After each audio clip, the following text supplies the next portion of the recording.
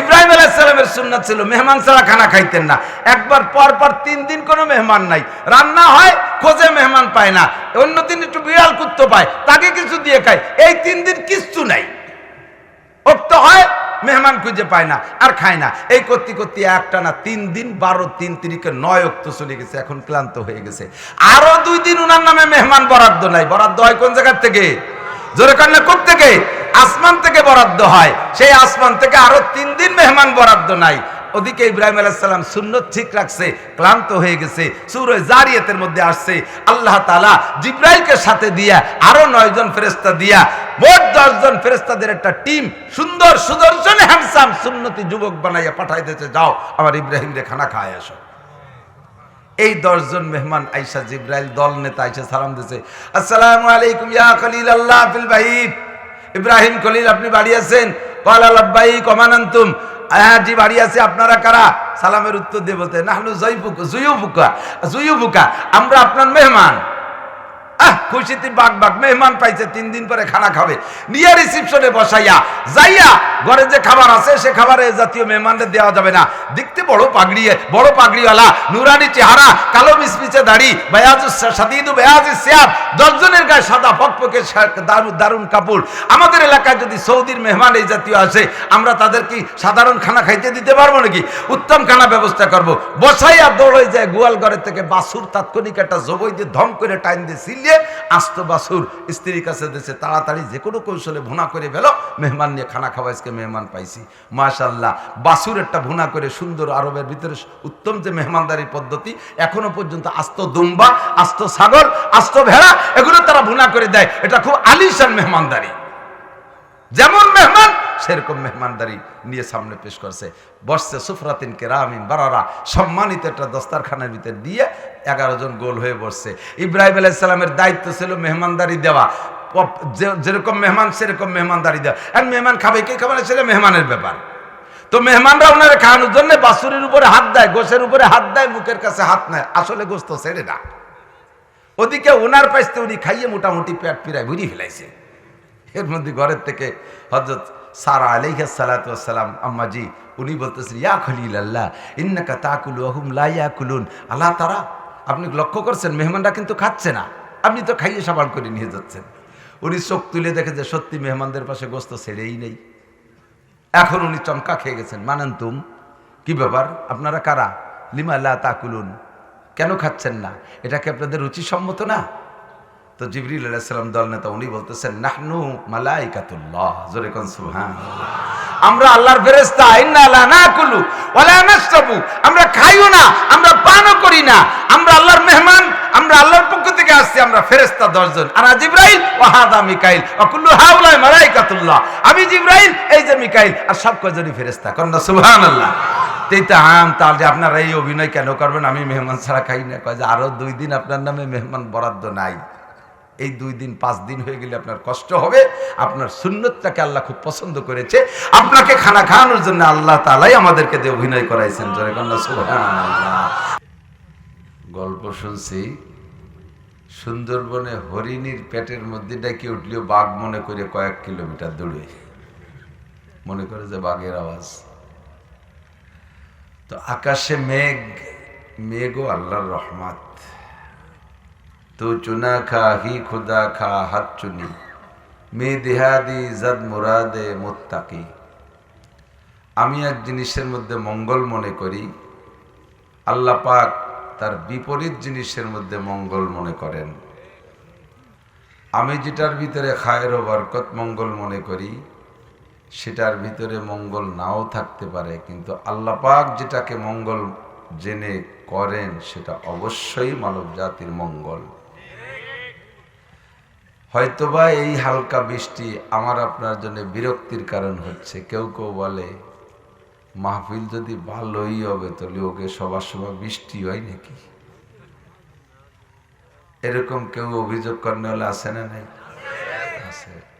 একটু বৃষ্টি হওয়াতে আবার এই মাহফিলে একটু ব্যাঘাত ঘটছে, একটু বাধা হয়েছে, একদল খুশিতে বাদ দেখ ওয়াজে বাতিল, তার প্রমাণ নেই। একটু নাউজুবিল্লাহ। আমি তার একটা হাদিস শোনাই দেই। হুজুরে পাক সাল্লাল্লাহু আলাইহি ওয়াসাল্লাম একদিন জিবরাইল আলাইহিস সালামকে জিজ্ঞেস করছে, ভাই জিবরাইল, মানুষকে মানুষে কিছু হাদিয়া দিলে অথবা আল্লাহ পাক তাকে কোনো ভালো কিছু দিলে খুশি হয়, তো আল্লাহর দেয়া নিয়ামতের পর খুশি হইয়া মানুষে আল্লাহকে কি ফিরাইয়া দেয়, আল্লাহকে কি দেয়? আমরা আলহামদুলিল্লাহ দেই। নিয়ামত পে কি বলি? খুশি হই না? খুশি হইয়া শুকর আদায় করি আলহামদুলিল্লাহ।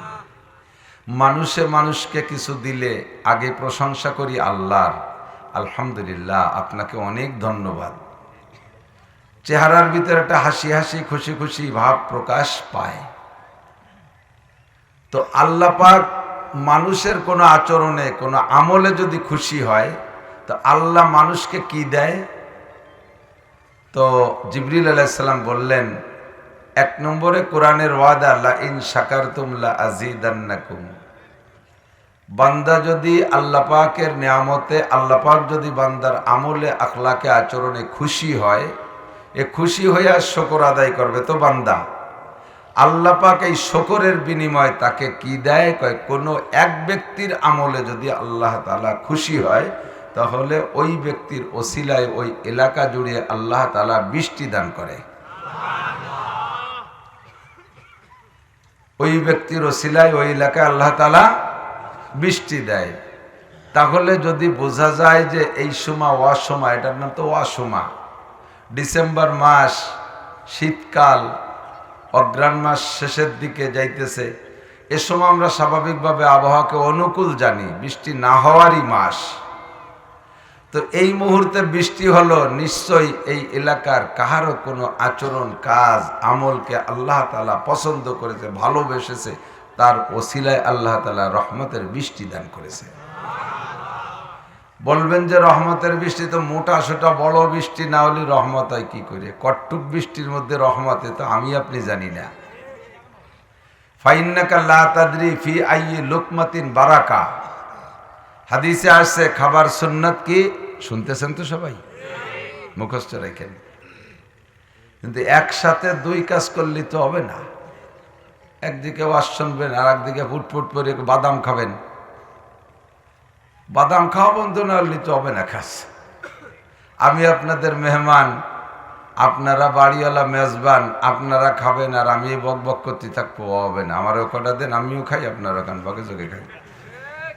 তাহলে এটা বাদাম খাওয়ার মাহফিল হবে, ওয়াজের মাহফিল হবে না। বাদাম বন্ধ করা যাবে? আর একটা বাদামও খাবো না আজকে, এই মুহূর্তে, আজকের মাহফিলে। রাজি? বোঝা যাবে যে সত্যই ফরিদপুর, হাজী শরিয়াতুল্লাহর ফরিদপুর, শামসুল হক ফরিদপুরের ফরিদপুর, বঙ্গবন্ধুর ফরিদপুর, শেখ হাসিনার ফরিদপুর, আমাকে হুজুরকে ফরিদপুর, সবাই মিলে ভালো একটা ফরিদপুর। তো হুজুর বলেন, খানা খাওয়ার শেষে তোমরা প্লেটে চাইটা পরিষ্কার করে খাও। চাইটিয়া খাও। চাইটিয়া খাওয়া কারে কয়? জিভ বেঁধে চাটার নাম চাটা। এ কি কেউ চাটি? জিভ বেঁধে চাটলি তারে আরো খেপায়, কি কয়? অন্য কিছু কয়।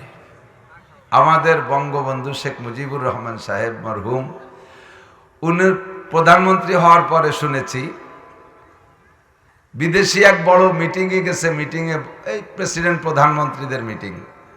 তো মিটিংয়ে যখন খানা পরিবেশন হচ্ছে, খানা খাচ্ছে, সব নেতা নেত্রীরা এক টেবিলে বসে খাচ্ছে। তো ওরা তো ওই যে বাঁশের চিকুন কি বানায়, কাঠি বানায়, কাঠিতে টুয়াই টুয়াই খুঁটাই খুঁটাই খায়। বাঙালিরা তার ওতে জুত পায় না। আজ দিয়ে সৈন্য সেটকে বড় বড় নেলা মারিয়ে দেবে, 3 নেলায় পেট ভরা সারা।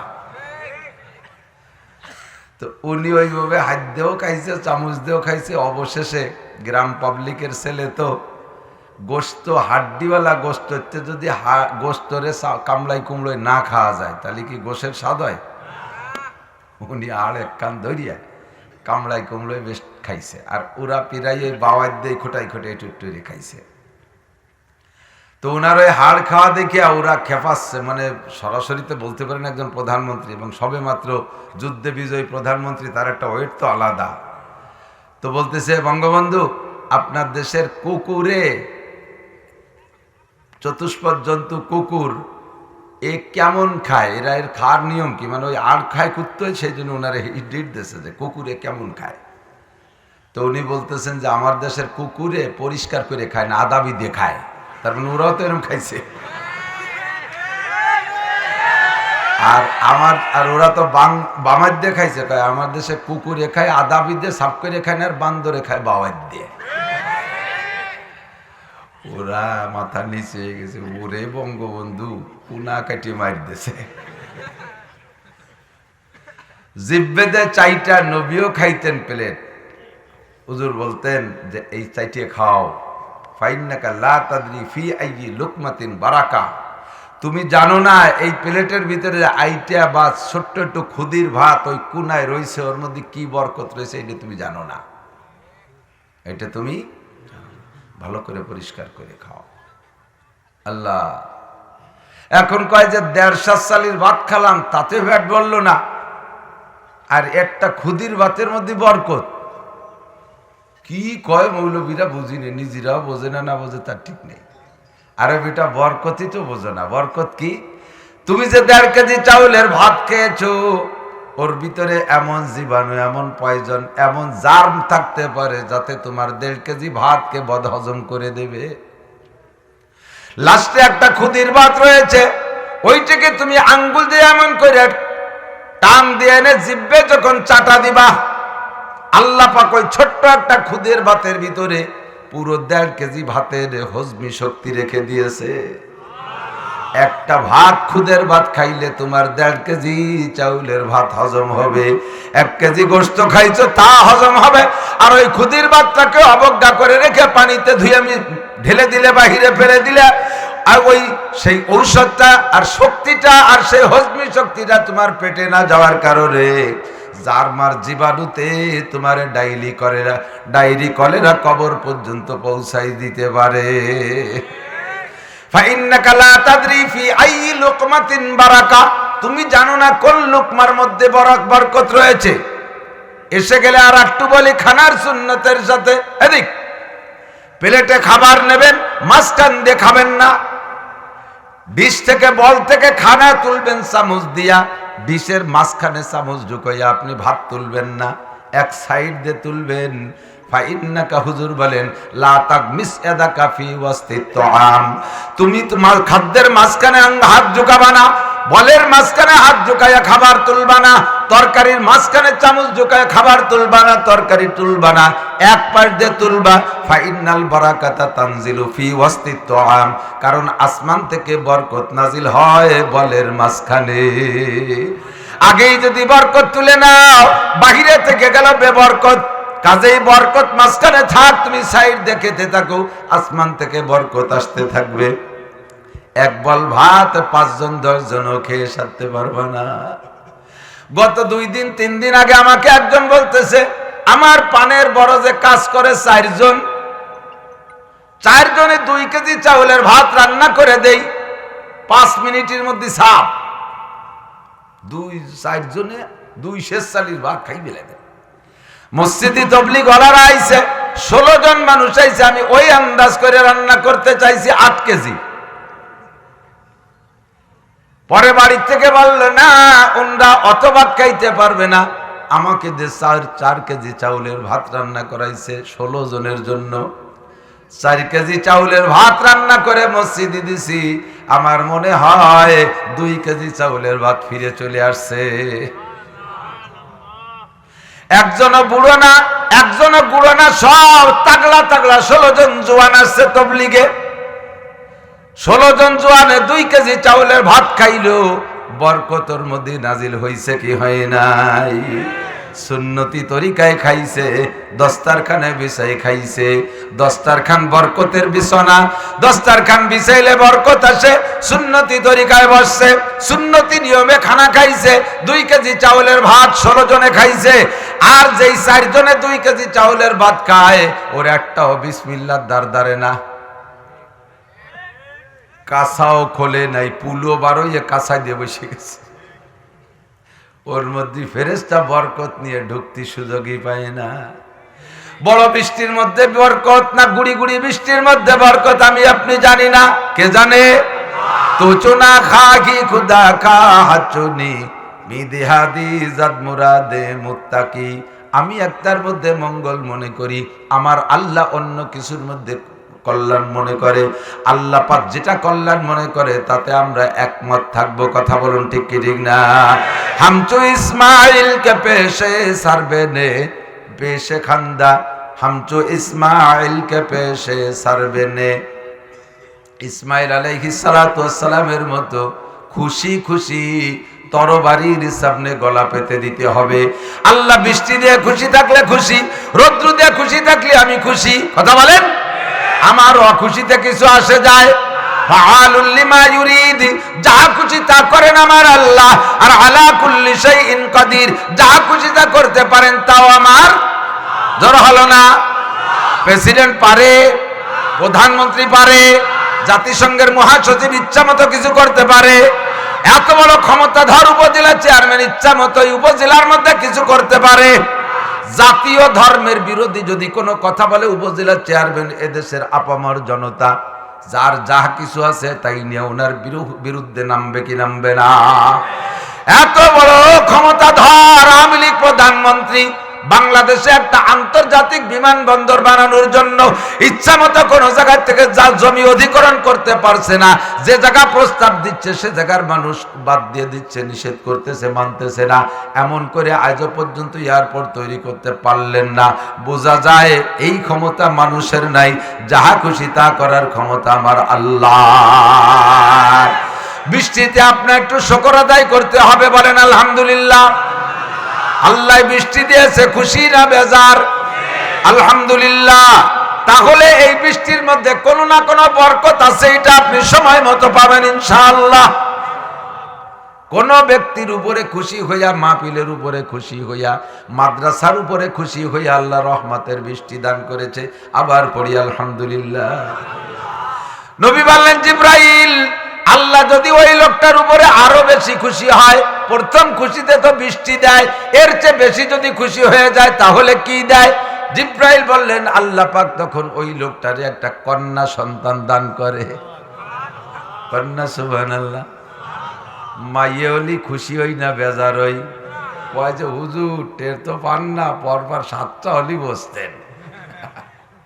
আরো যদি তা কালা কালা ছাগলের বাচ্চার মতো, ভাটির বাচ্চার মতো হয়। বউরে আতুর ঘরে কেড়াইল দিয়ে বড় সবাই ফেলাই দেয়, আবারও ভাটির বাচ্চা। আরে আছে, আমি জানি। আতুর ঘরের থেকে বউরে গলায় গামছা দিয়া বাচ্চাটা মাত্র মায়ের থেকে বিচ্ছিন্ন করছে, এখনো তার হুল পড়ে নাই, ওই অবস্থায় পিটাইতে পিটাইতে রাস্তায় নিয়ে গেছে। এত বড় অ্যানিম্যাল মানুষ আছে, আছে না? অ্যানিম্যাল বলাও ভুল হবে, অ্যানিম্যাল তো চতুষ্পদ জন্তু। জীবনে কোনো কুত্তই কি এই ওরে? হ্যাঁ, কুত্তর যদি মহিলা কুত্তর 4-5টা মাই হয়, তাহলে কি পুরুষ কুত্ত কয় এই তোরে তালাক দেব? কয় কোনদিন?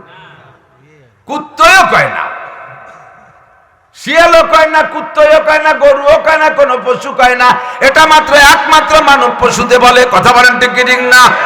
এগুলো মানুষের কাতায় পড়ে না। এর ঈমান নাই যে স্ত্রীর পেটে কন্যা সন্তান হইলে স্ত্রীর উপরে টর্চারিং করে, জুলুম করে, অত্যাচার করে, রাগারাগি করে, এর ঈমান নষ্ট হয়ে গেছে। ওর বিশ্বাস যে স্ত্রীর অন্যায়, আসলে সন্তান কি স্ত্রী দেছে না আল্লাহ দেছে? ইয়াহাবুলি মাইয়াশা ইনাসা ওয়া ইয়াহাবুলি মাইয়াশা যুকুর আও ইউযাবিজুহুম যুকরানা ওয়া ইনাসা ওয়া ইয়াজআলু মাইয়াশা আকিমা। যাকে খুশি ছেলে আল্লাহই দেয়, যাকে খুশি মেয়ে আল্লাহই দেয়, যাকে খুশি ছেলেদের মেয়েদের জমজ আল্লাহই দেয়। আবার হাজারো মানুষকে আল্লাহর নিঃসন্তানি বাজা বানাইয়া রাখে, ও জায়গা মানুষের কোনো ক্ষমতার হাত নাই। মাইয়ে হইলে তোমার পছন্দ হয় না, বউডারে পিটেও, তা ছেলেটা তোরা কয়বার বেটা বানা? ওই তো বিটি মানুষ দুর্বল, পারে না, যা পারছে তা পারছে, তা মাই হয়ে গেছে। তোকে তা পছন্দ হয় না, তা ছেলে তোরা বানা। তোরা তো দেশের বড় লাঠিয়াল, রাতের বেলা হেসাক ধরে কাইজি ওর, তা ছেলে বানা। ছেলে না, ছেলেরা ছেলে কথি যেটুক লাগে ওইটুক বানা, তার নাম করলাম না। পারবা? তা বানানো তে আল্লাহর কুদরতের পর হস্তক্ষেপ করো কেন?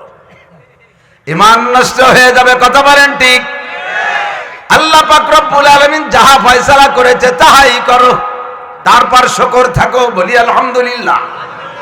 যদি কন্যা সন্তান কাহারও হয়, বুঝবেন যে আপনার কোনো না কোনো আমলে আল্লাহ খুশি হয়ে গেছে। আইসে গেলে কইয়া যাই, এ যাবে নাই, মেয়ে তো বাড়তে, আর মেয়ের প্রোটেকশনও ভালো আলহামদুলিল্লাহ। আমাকে এই যে সেদিনকে গোপালগঞ্জ হাসপাতালে শুনলাম, এক ক্লিনিকে 30টা সন্তান, কয়দিনের জন্য কথা বলা যায়, 30টা সন্তান ডেলিভারি হয়েছে হাসপাতালে, তার মধ্যে 27টাই মাইয়ে। কি যে খুশি হয়েছে গোপালগঞ্জের পর আল্লাহ, তা তো বুঝতে পারতেছি না। 3টে ছেলে। আল্লাহ নবীদের হাজার বছর আগে বলে গেছেন, এই যে নারী জাতিময় মেয়েদের প্রোটেকশন ভালো, এটা কিয়ামতের আলামত। হুজুর বলেন কিয়ামতের আগে তাকিল্লুর রিজাল বা তাকসুরুন নিসা, পুরুষ কমে যাবে আর নারী বাইরে যাবে, নারীদের সংখ্যা বেশি হবে। এমনকি এক পর্যায়ে ঈশা এত মহিলা হবে যে একজন পুরুষের জিম্মায় 50 জন মহিলা হবে। মা, মাইয়া, নাতি, নাতনি, দাদি, নানি, খালা, ফুফু ইত্যাদি করতে করতে একজন পুরুষের জিম্মায় 50টা মহিলা এসে যাবে। এত পরিমাণ। এখনই বাংলাদেশে মনে হয় একজন পুরুষে 4.5 জন না 5 জনের ভাগে পাইছে। যে কোনো জায়গায় মাহফিলে যাই, যে জায়গায় অনুমতি আছে মেয়েদের আসার, পুরুষের চাইতে 2 গুণ 3 গুণ মহিলা হয়। বাসে উঠি, যে জায়গা যদি 10 জন পুরুষ দেখি বাসের মধ্যে, তার ভিতরে বাকি কয়জন মহিলা? খেয়াল ওই কই উঠি, তার মধ্যে যদি 10 জন মানুষ থাকে, 3 জন পুরুষ আর বাকি 7 জন মহিলা। কোন বাড়ি যদি মানুষ মারা যায়, ওই মরা মানুষটারে দেখতে আসতে সে জায়গাও গুনে দেখবেন শতকরা 75% মহিলা। বিলাড়ি ওরে দৌড় সে পিএস ভাঙ্গিয়া। কোথায় যাও? ওই বড়া খালেক মোল্লা মারা গেছে। খালেক মোল্লা তোমার কি কি সুয়াইলা, তো তুমি যাও কে? যাচ্ছে সবাই, তাই যাচ্ছে, উড়াকান্দি যাওয়ার মতো। দলে দলে যাইয়া সেই তালে তালে কান্দে, ওই বাড়িওয়ালারা কান্দে, এরাও কান্দে। তুই কান্দো কে? তোর কি এখন কিছু হয় না, সবাই কান্দিছে, যে জন্য তাল ঠিক রাখতেছি। এটা একটা আরেকটা শয়তানি। যেই মানুষটারা জীবদ্দশায় দেখা হারাম, যেই মানুষটার সাথে জীবদ্দশায় দেখা করা হারাম, পর্দা করা ফরজ, ওই মানুষটারে মরার পরে দেখা হারাম। কথা বলেন। বেটার কি বলা হয়, ভাইয়ের বেটার স্ত্রীকে চাচা শ্বশুরের দেখা জীবদ্দশায় হারাম, ওই স্ত্রী চাচা শ্বশুরকে জীবদ্দশায় দেখা হারাম, তারে মরার পরেও দেখা হারাম। এমন করে যেই 14 জনের সাথে বিবাহ জায়েজ নাই, ওই 14 জনকে দুনিয়ায় জীবদ্দশায় দেখা জায়েজ, পরও চেহারা দেখা জায়েজ। বাকি ওই 14 শ্রেণী ছাড়া আর কেউ রে মরার পরে নারী পুরুষকে দেখতে পারবে না, পুরুষও নারীকে দেখতে পারবে না। আমার ভাবি আমার মার মতো ছিল, মা মরে গেছে কুটি থাকতি, ভাবি আমারে পালছে, এই ভাবিরে একটু দেখতে দেবে না মরার আগে? ভাবিরে দেখতে গেছে। বাবি মার মতো তাই কি রে? মারে তো কোনোদিন বিয়ে করা যায় না। তোমার ভাই মরে গেলে তো বাবিরে বিয়ে করা যাইছিল, ওটা মার মতো হয় কি রে? চাষি আমার মার মতো, মামি আমার মার মতো, এই মতো জায়গায় থাকবে, কিন্তু মা হবে না কোনোদিন। কথা বলেন ঠিক না? তাদের দেখা জায়েজ নাই জীবদ্দশায়, মরার পরও লাশ দেখা জায়েজ নাই। কথা এসে গেল, বলে গেলাম নারী এত পরিমাণ বাড়ছে আলহামদুলিল্লাহ। তাহলে দোস্ত, এক তো এটা কিয়ামতের আলামত। তবে আমি আপনি ব্যক্তিগতভাবে খুশি থাকবো। হাদিসের মধ্যে আসছে, আল্লাহর নবী বলেন, যদি কেউকে আল্লাহ তাআলা পরপর 3টে কন্যা সন্তান দান করে, ফাআল্লামাহুন্না ওয়া আদাবাহুন্না, আর এই কন্যা সন্তানগুলোকে কোরআন শিক্ষা দেয়, হাদিস শিক্ষা দেয়, দ্বীন শিক্ষা দেয়, শরীয়ত শিক্ষা দেয়, ইসলাম শিক্ষা দেয়, মুসলমানিত্ব শিক্ষা দিয়া তাকে যথাযথ সময় মতো উপযুক্ত পাত্রের সাথে বিবাহের ব্যবস্থা করে দেয়, আল্লাহ নবী বলেন, ফুতিহাত লাহু আবওয়াবুল জান্নাহ, ওই আব্বার জন্য আল্লাহ তাআলা জান্নাতের 8টা দরজা খুলিয়া দেয়। পুত্র সন্তানের ব্যাপারে অন্য ফজিলাত আছে, তবে এই জাতীয় ফজিলাত আসে নাই। যদি কেউ 3টে পুত্র সন্তান দেয়, তার জন্য 8টা জান্নাতের দরজা খোলা, এ কথা আসে নাই। মেয়েদের সম্পর্কে বলছেন, কেন নবী বললেন? কয় মেয়েদেরকে সর্বকালে মানুষে একটু কেমন কেমন জানে, কন্যা সন্তানা পছন্দ করে সর্বকালে। কাজে আল্লাহর নবী নারীদের ফজিলাত বাড়াই দিয়ে গেছেন। মেয়ে সন্তান হইলে তোমার এই ফজিলাত প্র্যাকটিক্যালও দেখবেন। আমার ভাইরা, আমার বাপরা, আমার দিকে তাকান, এদিক তাকান, যাদের মেয়ে আছে তারা একটু সাক্ষী দেন। ছেলেও আছে, মেয়েও আছে। মেয়ের সম্পর্ক কার সাথে? বাপের সাথে। ছেলের সম্পর্ক কার সাথে? মায়ের সাথে। ছেলেদের কিছু প্রয়োজন হলে ওরা হয়ে আসে, মার কাছে বলে, মা এসে কান আন্টুতে চাচ্ছে, মার কাছে গতি সাহস পাচ্ছে না, ঠিক না? আর মাইয়েরা আইছে গলা জড়া দাব মোহাম্মদ আমি ছাড়বো না, ঠিক না? বিয়েদারি মাইয়া ছেলে মেয়ে গেছে, সেও আইছে আব্বার গলা জড়া, তুমি আমার দিতি আমারে। এরা একটু ভাবে না বাপের সাথে সেম, মেয়ের যে পিরিত, বাপ মেয়ে বাপরে মেয়েরা যত ভালোবাসে।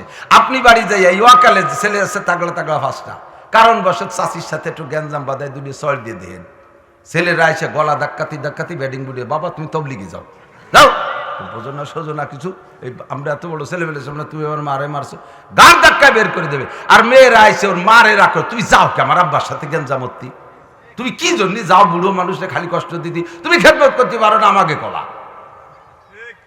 ওরা আরো মারে দাতায়। সেই মাইয়েটা হওয়ার পরে তার মারও মন খারাপ ছিল, একাধিক মেয়ে হলে মেয়েরা দুর্বল হয়ে যায়, ওরা চাইছে আমাদের ছেলে হোক তাহলে আমাদের শক্তি বাড়ে, মেয়ে সন্তান হইলে কন্যা সন্তান হইলে মহিলারা দুর্বল হয়ে যায়। সেই মাইয়েটা চলে গেছে বাপের পক্ষে, যেই মাইয়ে হওয়ার কারণে বাপে তার মারে তালাক দিতে গেছিল। কি একটা ঝামেলা বাধায় নিয়েছে, কখনো উল্টো বুঝবো না। তাহলে কন্যা সন্তান হওয়া আল্লাহর রহমত, কথা বলেন ঠিক না? আল্লাহর রহমত, আল্লাহর রহমত। 3 নম্বরে জিব্রাইল বলেন, নবী বলেন, ও জিব্রাইল, আল্লাহ পাক যদি ওই লোকটার উপরে আরো বেশি খুশি হয়ে যায়, সবচেয়ে বেশি খুশি হয়, তাহলে ওই লোকটারে আল্লাহ কি দেয়? জিব্রাইল বলে, হুজুর, লোকটার উপরে যদি আল্লাহ সবচেয়ে বেশি খুশি হয়, তখন ওই লোকটার বাড়ি আল্লাহ মেহমান পাঠাইয়া দেয়। শুক্রে বাজা আর কে মেহমানে তু, খানায়ে খুদমি খুরা দজ খানে তু। মেহমান আসা এটা আল্লাহর রহমতের প্রমাণ, কথা বলুন। আল্লাহ আপনার পর খুশি হয়েছে, কিন্তু আমাকে বাড়ি যদি গনে গনে এক মেহমান আসে, তাহলে ডেলি খাওয়ার সময় সে ওঠে, মেজাজ খারাপ হয়, ডেলি খাবার সময় সে ওঠে। আরে মিয়া, আপনার হাড়িতে রান্না ভাত ওই মেহমান খাইছে, খাওয়া হয়ে গেছে, আল্লাহর কসম ওটা তাহার রুজি, সেজন্যই সে খাইছে, কথা বলেন। তার রুজি আপনার হাড়িতে রান্না হয়েছে, আল্লাহ আপনার এদে ইনকাম করাইছে, আপনার বউরেদে রান্না করাইছে, আপনার মেয়ের এদে খানা তৈরি করাইছে, প্রস্তুত করাইছে, আপনার এদে নিয়ে দস্তারখানে পৌঁছাই দিয়াইছে, রুজি তার, তার রুজি সেই খাইছে। তার রুজি যদি না হইতো তাহলে সে কোনো মতো খাইতে পারতো না। দচি জাদা মীরা কাসাদ জোরে জোর, একে আবদানা দেগার খাকে গোর। দচি জাদা মীরা কাসাদ জোর জোর জোর, একে আবদানা দেগার খাকে গোর। দুইটা জিনিস মানুষকে তার গন্তব্যে নিয়েই ছাড়ে, একটা হলো রুজি আর রুটি, আর একটা হলো কবরের মাটি। যাওয়াই লাগবে যেখানে মরণ আছে, কোন তদবিরে ঠেকাতে পারবে হবে যে কি দরকার ছিল। তাগড়া যুবক এইমাত্র অন্য দিন খায়, ওর খানা খাতি লাগে 8 ঘন্টা, আজকে 5 মিনিটের মধ্যে খাই ফেলাইছে, খুব তাড়াতাড়ি খাইছে। মা কয়, তুই নাই মুই গিলতেছিস, গলায় বাঁধিয়ে যাবে না। মা, আমার বন্ধু দাঁড়ায় রয়েছে রাস্তায়, এত লম্বা সময় ধরে খাওয়া যাবে না। তাড়াহুড়া করে খাইয়া পালসার গাড়ি নিয়ে রওনা দিয়ে বন্ধুরে নিয়ে রাস্তায় যাওয়ার সাথে সাথে আর এক পাশ থেকে ট্রাকে মারি দিয়েছে। কি ঘটনা কি? এখন সবাই কয়, কি দরকার ছিল এই জায়গা যাওয়ার, কি দরকার ছিল এত তাড়াতাড়ি খাওয়ার? অন্য দিনের মতো যদি 1 ঘন্টা ধরে খাতো, তাহলে তো এই সময় যেত না, তাহলে মরা লাগতো না। আজরাইল কয়, ওর মরণ রয়েছে আজকে ওই জায়গা, এই জন্য তাড়াতাড়ি খাওয়াইয়ে নিয়ে আসছি। আবার ভাত কয়টা রুজিতে আছে, না খাইও মরবে না। যতক্ষণ পর্যন্ত 1 মুঠ রুজি দুনিয়ায় বাকি থাকে, অতক্ষণ পর্যন্ত মানুষ মরবে না। ওর রুজিও রয়ে গেছে, আবার মরণেরও টাইম হয়ে গেছে। আজরাইল ওইতে ডাকতেছে, তাড়াতাড়ি খাইয়ে আয়। কথা কর না কে? ও দোস্ত, এই জন্য মন খারাপ করা যাবে না, মেহমান আসলে খুশি থাকবো, বলেন আলহামদুলিল্লাহ। এবার নবী বলেন, মান কানা ইউমিনু বিল্লাহি ওয়াল ইয়াউমিল আখির ফালইউকরিম যায়বা। এই জায়গায় একটা হাদিস শোনা যায়, আল্লাহর নবী, মেহমান আসলে খুশি হবেন তো ইনশাআল্লাহ? মেহমান আসলে খুশি হবেন, কপাল গুছাবেন না, আপ্যায়নে ত্রুটি করবেন না। আল্লাহর নবী বলেন, মান কানা ইউমিনু বিল্লাহি ওয়াল ইয়াউমিল আখির ফালইউকরিম যায়বা। যদি তুমি আল্লাহকে বিশ্বাস করো আর আখিরাতকে বিশ্বাস করো, এ আল্লাহ আছে না নাই? আখিরাত আছে না নাই? জান্নাত আছে, জাহান্নাম আছে। জাহান্নামে যাবেন, জাহান্নামে যাবেন, জান্নাতে যাবেন, জান্নাতে যাবেন। তাহলে আল্লাহর নবী বলেন, ফালইউকরিম যায়বা, মেহমান যেমন তার কদর বুঝে সেই রকম মেহমানদারি করো। মেহমান যেমন তারে সেরকম মেহমানদারি করো, তার রুচি যাচাই করে মেহমানদারি করো। এটা ইমানের অঙ্গ। লিল ইমানে বিজুয়া সাবুনা শোভা, ইমানের 77টা শাখা আছে, তার মধ্যে একটা হলো মুসজ্জে যেমন মেহমান তাকে সেরকম মেহমানদারি করো। হিন্দু মেহমানও যদি আছে তাকে মেহমানদারি করো, খ্রিস্টান মেহমান আছে তাকে মেহমানদারি করো। তখন সে রুচি যাচাই করে। একজন হিন্দু ভদ্রলোক গরুর গোশ খায় না, তুমি ফাজলামি করে মেহমানদারি করতে যে তারে গরুর গোশ খায় দিছো শুয়োরের গোশ করিয়ে, এটা তুমি অন্যায় করছো, অন্যায় করেছো, এটা করবা না। যে যেমন মেহমান তাকে সেরকম মেহমানদারি করো। কি চায় মেহমান? মেহমানে এই 8 বাজারে আমাকে ঠুক আমরা কয়ে যাই ফাঁকে আর কি, রাস্তা বইয়ে সাজানো ফল, 12 মাস কাল যে জায়গা যাই ফল দেয়, মালটা, আপেল, কমলা, খেজুর, আঙ্গুর, বেদানা, নাশপাতি যা যা আছে সব দেয়। আর খেজুর বিস্কুট তো আছেই গাদি গাদি গাছে। এ দেখতে দেখতে আর ওগুলো ভালো লাগে না। যে জায়গা যাই সেই জায়গায় 10 প্রকারের এইগুলো দেয়। বক্তারা 4-5 জন বসা মেহমান আইসে দিয়ে সাজাইতেছে, কেউ ওর দিক ফিরেও চায় না, আর একদিকে রয়েছে হুজুর খাবার একটু পরে হাতই দেয় না। ক্যান্সার আপনি দামি দামি জিনিস 2000 টাকা খরচ করে ফেলাইছেন, কিন্তু ওর প্রতি আগ্রহ নাই। এইটার নাম মেহমানদারি না। আমি শিখাই দেই কোন মেহমানদারি। ছোট বড় সবাই খায়। আর শহীদারের থেকে সেনা প্রধান পর্যন্ত, ভোটারের থেকে প্রেসিডেন্ট পর্যন্ত যারে দেবেন সেই চাইয়ে দেবে, করে সাফ করে ফেলাবে দস্তারখান। আল্লাহর রহমতে সেই মেহমানদারি আপনাকে এনে পাইছি, কয়ে দিছি বলে পাইছি না। এমনিও করে এলাকার মানুষ শিক্ষিত ভালো লোক। শীতেই ভিটে বানাবেন, শাক রানবেন, গরুর গোশত দেবেন, একটু একটু চিত্রুটি বানাবেন, একটু রুটি দেবেন, দেখবেন যে চুষি ফেলবে খাইয়ে। দস্তারখান সাপ, ওয়াকেউরে সাদা লাগে না, আশের বাচ্চার মতো গেলে চাবায় না যে তাড়াতাড়ি খাতি হবে। এর নাম মেহমানদারি। যে যেমন মেহমান তারে সেরকম কদরদারি করা, এটা নবীর সুন্নাত। কথা বলুন ঠিক কি ঠিক না? ইব্রাহিম আলাইহিস সালামের সুন্নাত ছিল মেহমান ছাড়া খানা খাইতেন না। একবার পর পর 3 দিন কোনো মেহমান নাই, রান্না হয় খোঁজে মেহমান পায় না, অন্য দিন একটু বিড়াল কুত্তো পায় তাকে কিছু দিয়ে খায়। এই 3 দিন কিচ্ছু নাই, উঠতে হয় মেহমান খুঁজে পায় না আর খায় না। এই করতে করতে একটা না 3 দিন 12, 3 তিরিকে 9 অক্ত চলে গেছে, এখন ক্লান্ত হয়ে গেছে। আরো 2 দিন উনার নামে মেহমান বরাদ্দ নাই। বরাদ্দ হয় কোন জায়গা থেকে? জোরে কন্যা কোথ থেকে? আসমান থেকে বরাদ্দ হয়। সেই আসমান থেকে আরো 3 দিন মেহমান বরাদ্দ নাই। ওদিকে ইব্রাহিম আলাইহিস সালাম সুন্নত ঠিক রাখছে, ক্লান্ত হয়ে গেছে। সূরা জারিয়াতের মধ্যে আসছে আল্লাহ তাআলা জিবরাইলকে সাথে দিয়া আরো 9 জন ফেরেশতা দিয়া মোট 10 জন ফেরেশতাদের একটা টিম সুন্দর সুদর্শন হ্যান্ডসাম সুন্নতি যুবক বানাইয়া পাঠাই দিয়েছে, যাও আমার ইব্রাহিম রে খানা খায় আসো। এই 10 জন মেহমান আয়েশা, জিবরাইল দল নেতা আয়েশা সালাম দিয়েছে, আসসালামু আলাইকুম ইয়া খলিল আল্লাহ ফিল বাইত। ইব্রাহিম খলিল আপনি বাড়ি আছেন? ক্বালা লাব্বাইক ওয়া মান আনতুম। হ্যাঁ জি বাড়ি আছে, আপনারা কারা? সালামের উত্তর দিয়ে বলতে, নাহনু জুয়ুবুকা, আমরা আপনার মেহমান।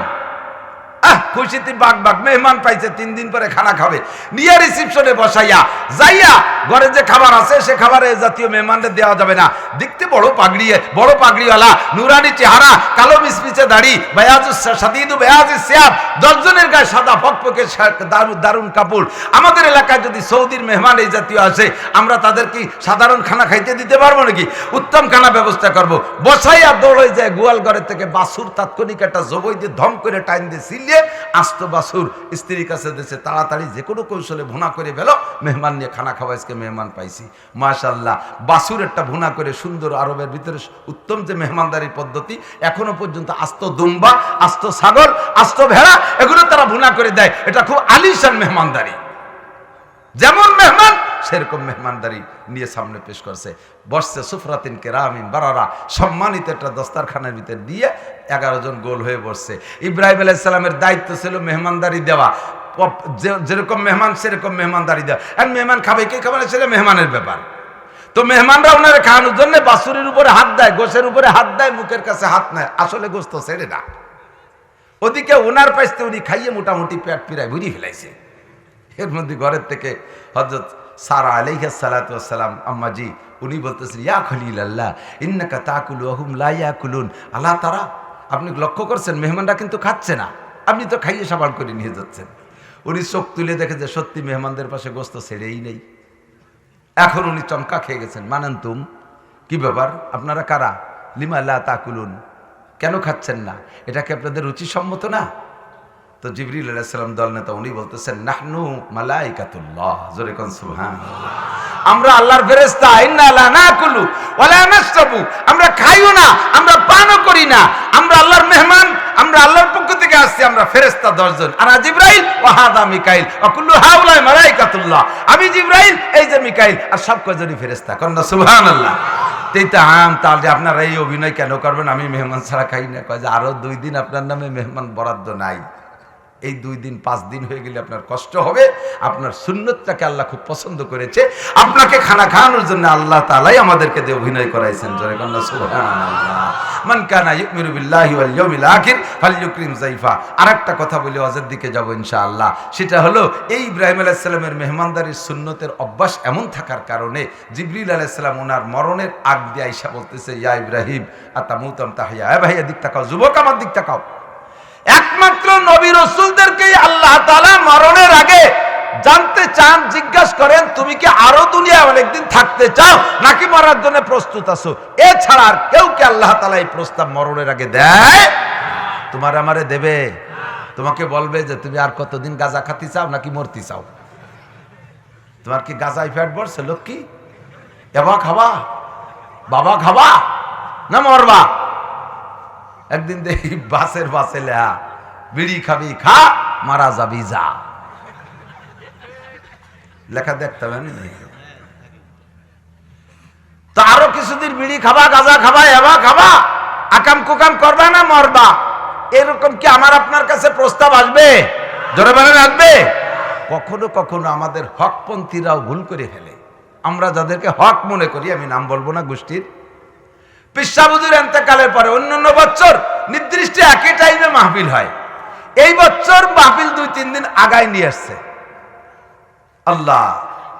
এরপরে পিসাবুজুর মারা গেছে, পিসাবে কথা বলেন নাই, মুরিদরা পীররে বেশি মাথায় করে নাচানোর জন্য, বড়ত্ব জাহের করার জন্য, হ্যাঁ অন্য বার এই টাইমে মাহফিল হয়, এবার 3 দিন আগে মাহফিল করছে কেন জানো? হ্যাঁ ও জায়গাতে তোমরা তলের ভাত নুন দিয়ে খাও না। উনি বলছে পিসা হুজুর মারা যাবে আগের তে টের পাইছে, এই জন্যই 3 দিন আগে মাহফিল নিয়েছে। কত বড় মুশরিক চিন্তা করতে পারেন? আল্লাহ বলেন ইন্নাল্লাহা ইনদাহু ইলমুস সাআ ওয়া ইউনাজ্জিলুল গায়থা ওয়া ইয়ালামু মা ফিল আরহাম ওয়া মা তাদরি নাফসুম মাযা তাকসিবু গাদা ওয়া মা তাদরি নাফসুম বিআইয়ি আরদিন তামুত। কে কোন জায়গা মারা যাবা, কে কবে মারা যাবা, কেউ কে আল্লাহ তাআলা বলেন নাই।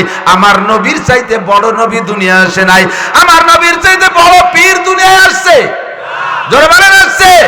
শুধু আব্দুল কাদের জিলানী আমার নবীর চাইতে বড় পীর, মঈনুদ্দিন চিশতি, নিজামউদ্দিন আউলিয়া, শামসুল হক ফরিদপুরি, হাজী শরিয়াতুল্লাহ, আটরশির পীর সাহেব, চন্দ্রপাড়ার পীর সাহেব, না কতি রাগারাগি বাধা হয় না বাড়ি। আল্লাহর নবীর চাইতে বড় কোন নবী আসছে? সেই নবী জানে না যে আমি এই তারিখে মারা যাব, আর মুরিদরা কয় পীর সাহেব টের পাইছে চাইতে 3 দিন আগে উনি মাহফিল করে ফেলাইছে। 1 নম্বর শিরিক, ঠিক কি ঠিক না? আল্লাহু আকবার। কোন নবী রাসূল, একমাত্র নবী রাসূল ছাড়া আর কেউ কে আল্লাহ তাআলা বলে না তুমি মরতে রাজি না বাঁচতে রাজি। নবীদেরকে আল্লাহ তাআলা প্রস্তাব পাঠান, টাইম মতো তাদের মৃত্যু হবে, এটা তাদের সম্মান প্রদর্শন ছাড়া আর কিছু না, ঠিক না? অনেক সময় মেহমানদারি খুব করে, এদিক তাকান। ছেলের শ্বশুর যদি বেড়াইতে আসে তাহলে যত্ন খুব একটা হয় না, কিন্তু মেয়ের শ্বশুর যদি বেড়াইতে আসে ওই মেয়ের কারণে মেয়ের যত্ন হবে, এই লোভে ওরে খুব খাওয়ায়, ঠিক না? তো মেয়ের শ্বশুর বেড়াইতে আসছে, যত প্রকার আছে সব খাওয়াইছে, লাস্টে যাই মানে সব প্রেজেন্ট করছে, বুড়ো লাস্টে 10 আইটেম থাকতি বমিয়ে দিতেছে থালের মধ্যে, খাইয়েই পারে না, ঠাইচি ঠাইচি খাইছে, বুড়ো মানুষ গ্যাসে ধাক্কা দিতে তাল ভরিয়ে বমিয়ে দিতেছে, 10 প্রকার হাতি দিতে পারে নাই। এরপরেও যাওয়ার সময় কি কয় কন্দি বিয়ে, আমি বাড়ি ছিলাম না, আপনার বিয়ে মহিলা মানুষ যা জোগাড় করছে আমি ভালো বাজার করতে পারি না, যেন কেউ কিছু কইয়েন না। তুমি আর কি আর বা, কই মাছ, পুঁটি মাছ, শৈল মাছ, পাবদা মাছ, চেলা মাছ, ট্যাংরা মাছ, চিংড়ি মাছ, কল্লা মাছ, ইলিশ মাছ, বল মাছ, আইড মাছ, টাই মাছ, রিটে মাছ, মাগুর মাছ, মাছ যত আছে সব, পাখি, কুলি, কই কি বলে কবুতর, তারপরে ওই যে কুটি কুটি ভাই খায় তা, তারপরে গরু, মুরগি, খাসি, পোলট্রি, তারপরে লিয়ার মিয়ার যা আছে পিঠে 40 প্রকারের, এরপরে রাজভোগ, মালভোগ, রসমালাই, ফল যা আছে সব হাজির করছে। বুড়ো 10 প্রকারের হাতি দেয়নি, থাল ভরে বমি, তারপরে বাজার করতে পারলাম না। এটা জাস্ট খুশি করার কথা, এছাড়া আর কিছু না, ঠিক না? টাইম মতো নবীদের ইন্তেকাল হবেই হবে, ওটা লিখিত। তারপরে সম্মান প্রদর্শনার্থে বলে, আপনি কি আরো কিছুদিন থাকতে চান না মরার জন্য প্রস্তুত আছেন? ঠিক না? জান্নাতে আল্লাহ যেমন সাজানোর দরকার সেরকম সাজাইছে, বিশ্বাস হয় না? একটু বাড়ানোর জায়গা নাই, একটু কমানোরও কায়দা নেই, এমন সাজাইছে। মেরাজের রাত্রে নবী বলছেন, আল্লাহ জিব্রাইলকে বলছেন, জিব্রাইল এই যে এই পাশ থেকে যে দারুণ দেখা যাচ্ছে এগুলো কি? জিব্রাইল, জিব্রাইলকে হাজা ফেরদাউস, হুজুর এটা হলো জান্নাতুল ফেরদাউস। আর জিব্রাইল একে একটু দেখা যায় কোনাকানায় ফুটো টুটো আছে, ফাঁক ফোক একটু কোনাকাইতে দিয়ে যেতাম, উম্মতরে একটু কইতাম। জিব্রাইলকে, হুজুর ওভাবে না, আল্লাহ পাক আমাকে পুরো সফরসূচি দিয়ে দিয়েছে, আপনি কোথায় কি করবেন, আপনি জান্নাত দেখবেন, জান্নাতের মধ্যে কোনো ত্রুটি আছে নাকি, আপনার রুচিতে কোনো জায়গা কম পড়ছে নাকি সেটা বলবেন, সেটা আল্লাহ তাআলা পূর্ণ করবে। জোরে বলুন সুবহানাল্লাহ। জান্নাতের কোথাও কম নাই, এটা নবীকে সম্মান প্রদর্শনার্থে এই শব্দটা ব্যবহার করা। জিব্রাইল নবী, জিব্রাইল আইসা ইব্রাহিম আলাইহিস সালামকে বললেন, ইয়া খলিলাল্লাহ আতামুতু আম তাহইয়া, ওগো আল্লাহর নবী ইব্রাহিম খলিল, আপনি কি মরার জন্য প্রস্তুত আছেন নাকি আর অনেক দিন বেঁচে থাকতে চান?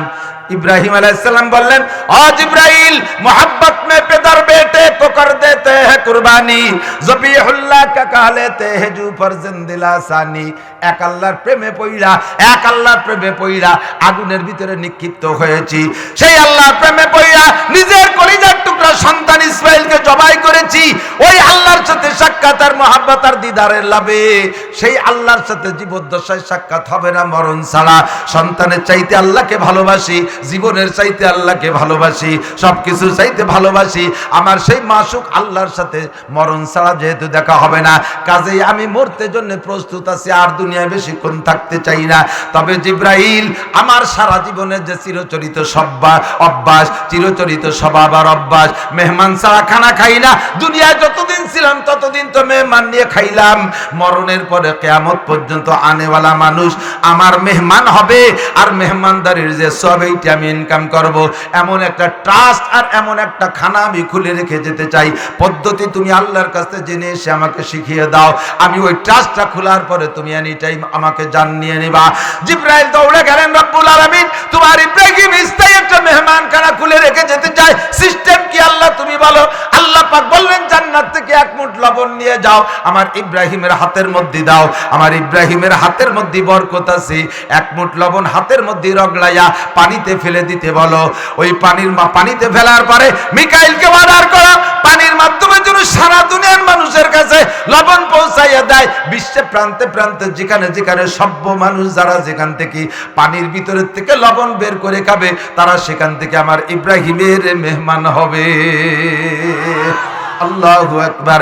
জিবরিল আলাইহিস সালাম এক মুঠ লবণ আইনা ইব্রাহিম আলাইহিস সালামের হাতে দিলেন, আর ইব্রাহিম আলাইহিস সালাম পানির মধ্যে, হাতের মধ্যে পানিটু লবণ টুকরো লাগাইয়া পানির মধ্যে ছেড়ে দিলেন। সারা দুনিয়ার সব জায়গা পানিতে লবণ আছে, সাগরে আছে না নাই?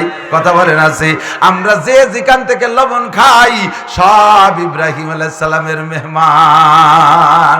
আর ইব্রাহিম আলাইহিস সালাম কিয়ামত পর্যন্ত কবরে শুয়া শুয়া মেহমানদারির সওয়াব পাবে। ও দোস্ত, ইব্রাহিম আলাইহিস সালামের কি নেকির অভাব ছিল? কথা কোন ছিল না।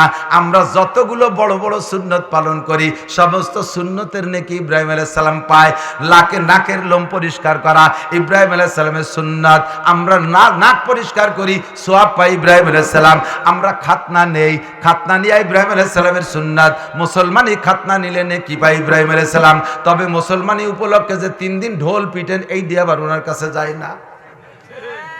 ঢোল পিটে না 3 দিন, ড্যাক্স বাজাইয়া, বক্স বাজাইয়া, ওরে ঢোলের বাড়ি, মসজিদের মুসল্লিরা পেশাব করে দেয় বাড়ির ঠেলায়। ইমাম সাহেব এসে কয়, হুজুর আমারও 3 ফুট বার হয়ে গেছে।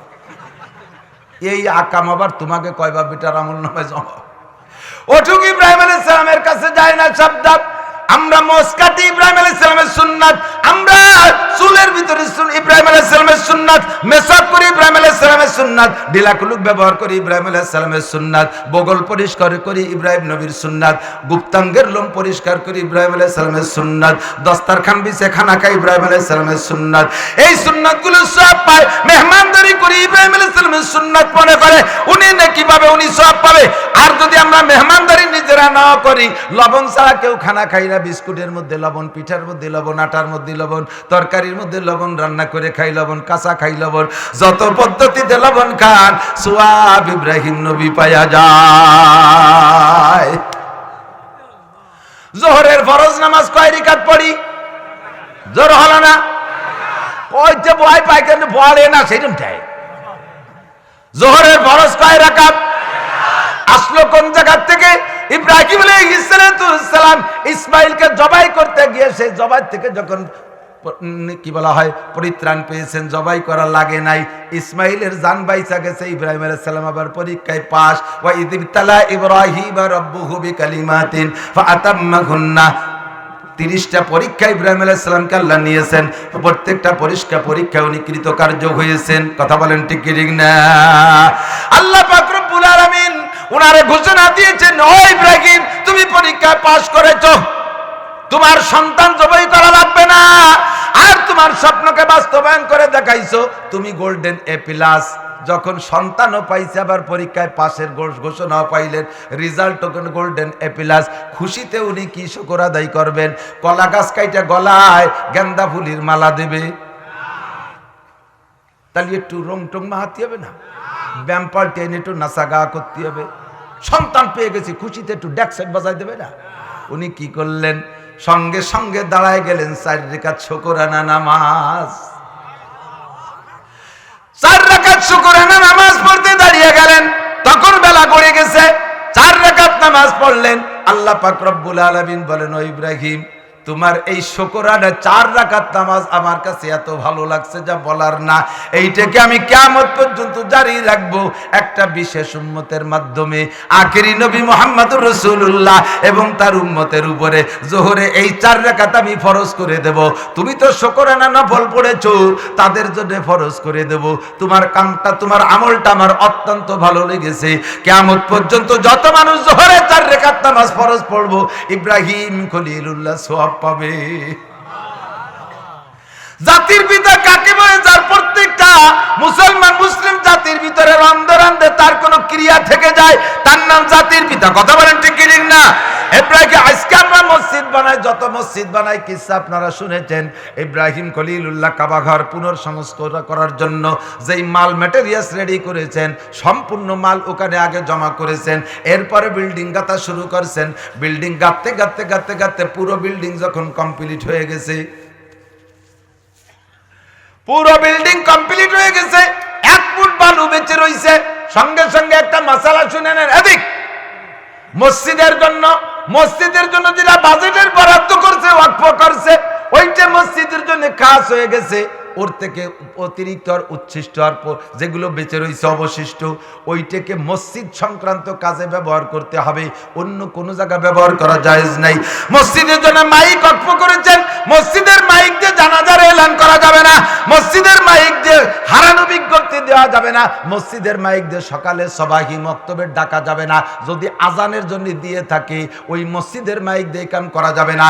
যদি এই কাম করতে হয় তাহলে ওর জন্য আলাদা পারিশ্রমিক প্রতিদান দিতে হবে। ওই মাইকের ভাড়ার ব্যবস্থা করতে হবে। মসজিদে এলান করছে 50 টাকা দিয়ে দাও, সবাহি মক্তবের এলান করছেন, মসজিদে মাইক যে দেশে দাতা, তার কাছ থেকে শুনে নিতে হবে যে ভাই আপনি কোন কাজের জন্য দিয়েছেন। সে যদি বলে শুধু আজান দেবেন, ইকামত দেবেন, নামাজ পরিবেশ পরিচালনা করবেন, তাহলে ওই মাইকরে অন্য কাজে ব্যবহার করা যাবে না।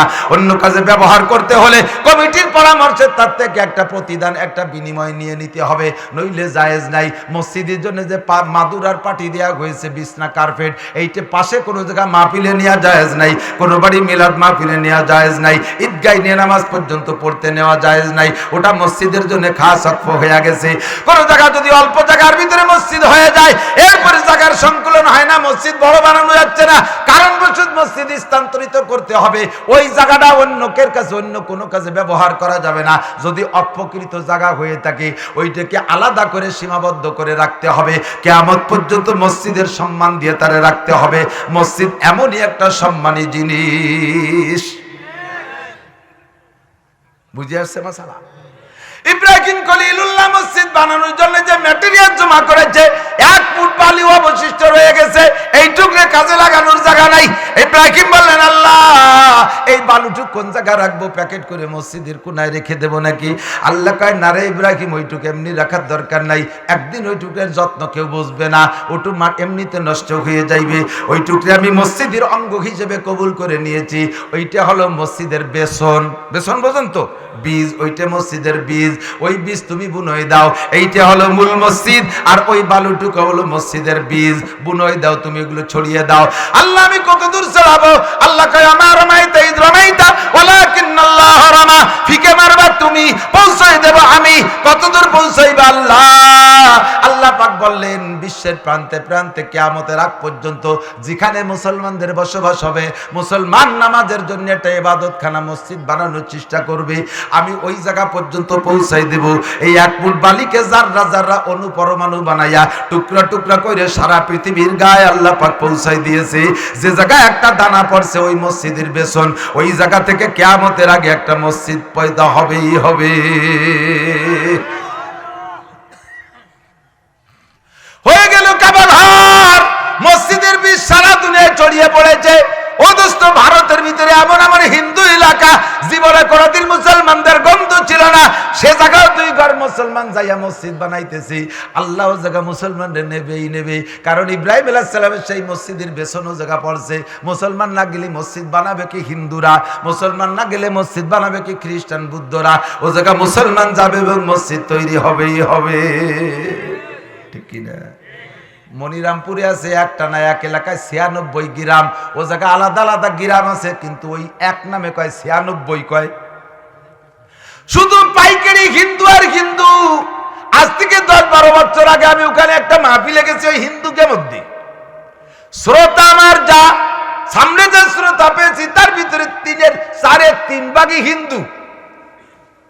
এমন এমন বুড়ো বুড়ো হিন্দু আছে, তারা মুসলমান কি জিনিস নেই না।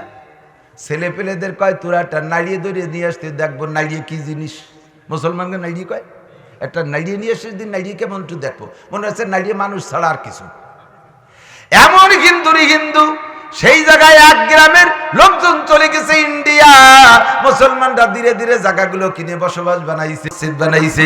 ওই মসজিদের শুভ লগ্নে আমাকে দিয়ে মাহফিল দিছে। মসজিদটা দেখে আমার চোখে পানি চলে আইছে। আল্লাহ পাকের কুদরতের কথা স্মরণ পড়ছে। ও খুদা, এত বড় হিন্দু অধ্যুষিত জায়গা তুমি ইব্রাহিমের হাতের একটা বালি নিশ্চয় ফেলেছিলে, যার কারণে মসজিদের গাছ গজাইছে। আর এই জায়গা আমরা আজকে কোরআন হাদিসের বয়ান করলাম। জোরে কোন আল্লাহু আকবার। কে পারে? পারে কি পারে না? কাবা ঘর নির্মাণ হয়ে গেল। এ কাবা ঘর কি জন্য বানাইলেন? পুনর্সংস্কার কেন করলেন? আল্লাহ পাক রব্বুল আলামিন ইব্রাহিমকে বললেন, ওয়াআযযিন ফিন-নাসি বিল-হাজ্জি ইয়াতুকা রিজালান ওয়া আলা কুল্লি দামিরিন ইয়াতিনা মিন কুল্লি ফাজ্জিন আমিক। এ সুরা মুখস্থ রাখ, মনে রাখ, একদিন কাজে লাগবে। ইব্রাহিম আলাইহিস সালামকে আল্লাহ বললেন, ইব্রাহিম কাবা ঘর তৈরি হয়ে গেছে। জি। কয় তুমি আজান দাও। কিসের আজান দেব? কয় নামাজের আজান না, হজের আজান দাও। নামাজের আজান 5 ওয়াক্ত হবে, হজের আজান আর কেউ দেবে না, হজের আজান তুমি একবার দাও। হজেরও আজান দিতে হবে। ইব্রাহিম আলাইহিস সালাম বলে, আল্লাহ মাইক নাই, কি দিয়ে আজান দেব? কত দূর যাবে এই আজান? আল্লাহ কয়, আজান দিবা তুমি, পৌঁছাই দেব আমি। বর্তমান দুনিয়ায় যত মানুষ আছে সবার কানে যাবে তো যাবেই। যত রুহু আমার স্টকে জমা আছে, কিয়ামত পর্যন্ত আমি দুনিয়ায় পাঠানোর সিদ্ধান্ত নিয়েছি। এই রুহের গোডাউনের মধ্যে তোমার আজান পৌঁছাইয়া দেব।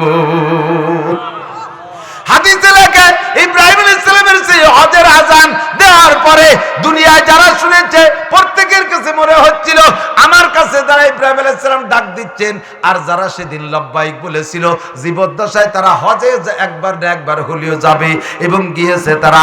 আর রূহের জগতে আমাদের কাছে ইব্রাহিম আলাইহিস সালামের আযান পৌঁছে গিয়েছিল, কিন্তু আমরা তো জানি না, মনে নাই ওই জায়গা রূহের আওয়াজ ভিতরে তাইকা যখন এই আওয়াজ পৌঁছেছে আমরাও সেদিন অনেকেই লব্বাইক বলেছিলাম, আমরাও লব্বাইক বলেছিলাম। ডাকের জবাব হলো আরবিতে লব্বাইক। জোরে বলেন কি?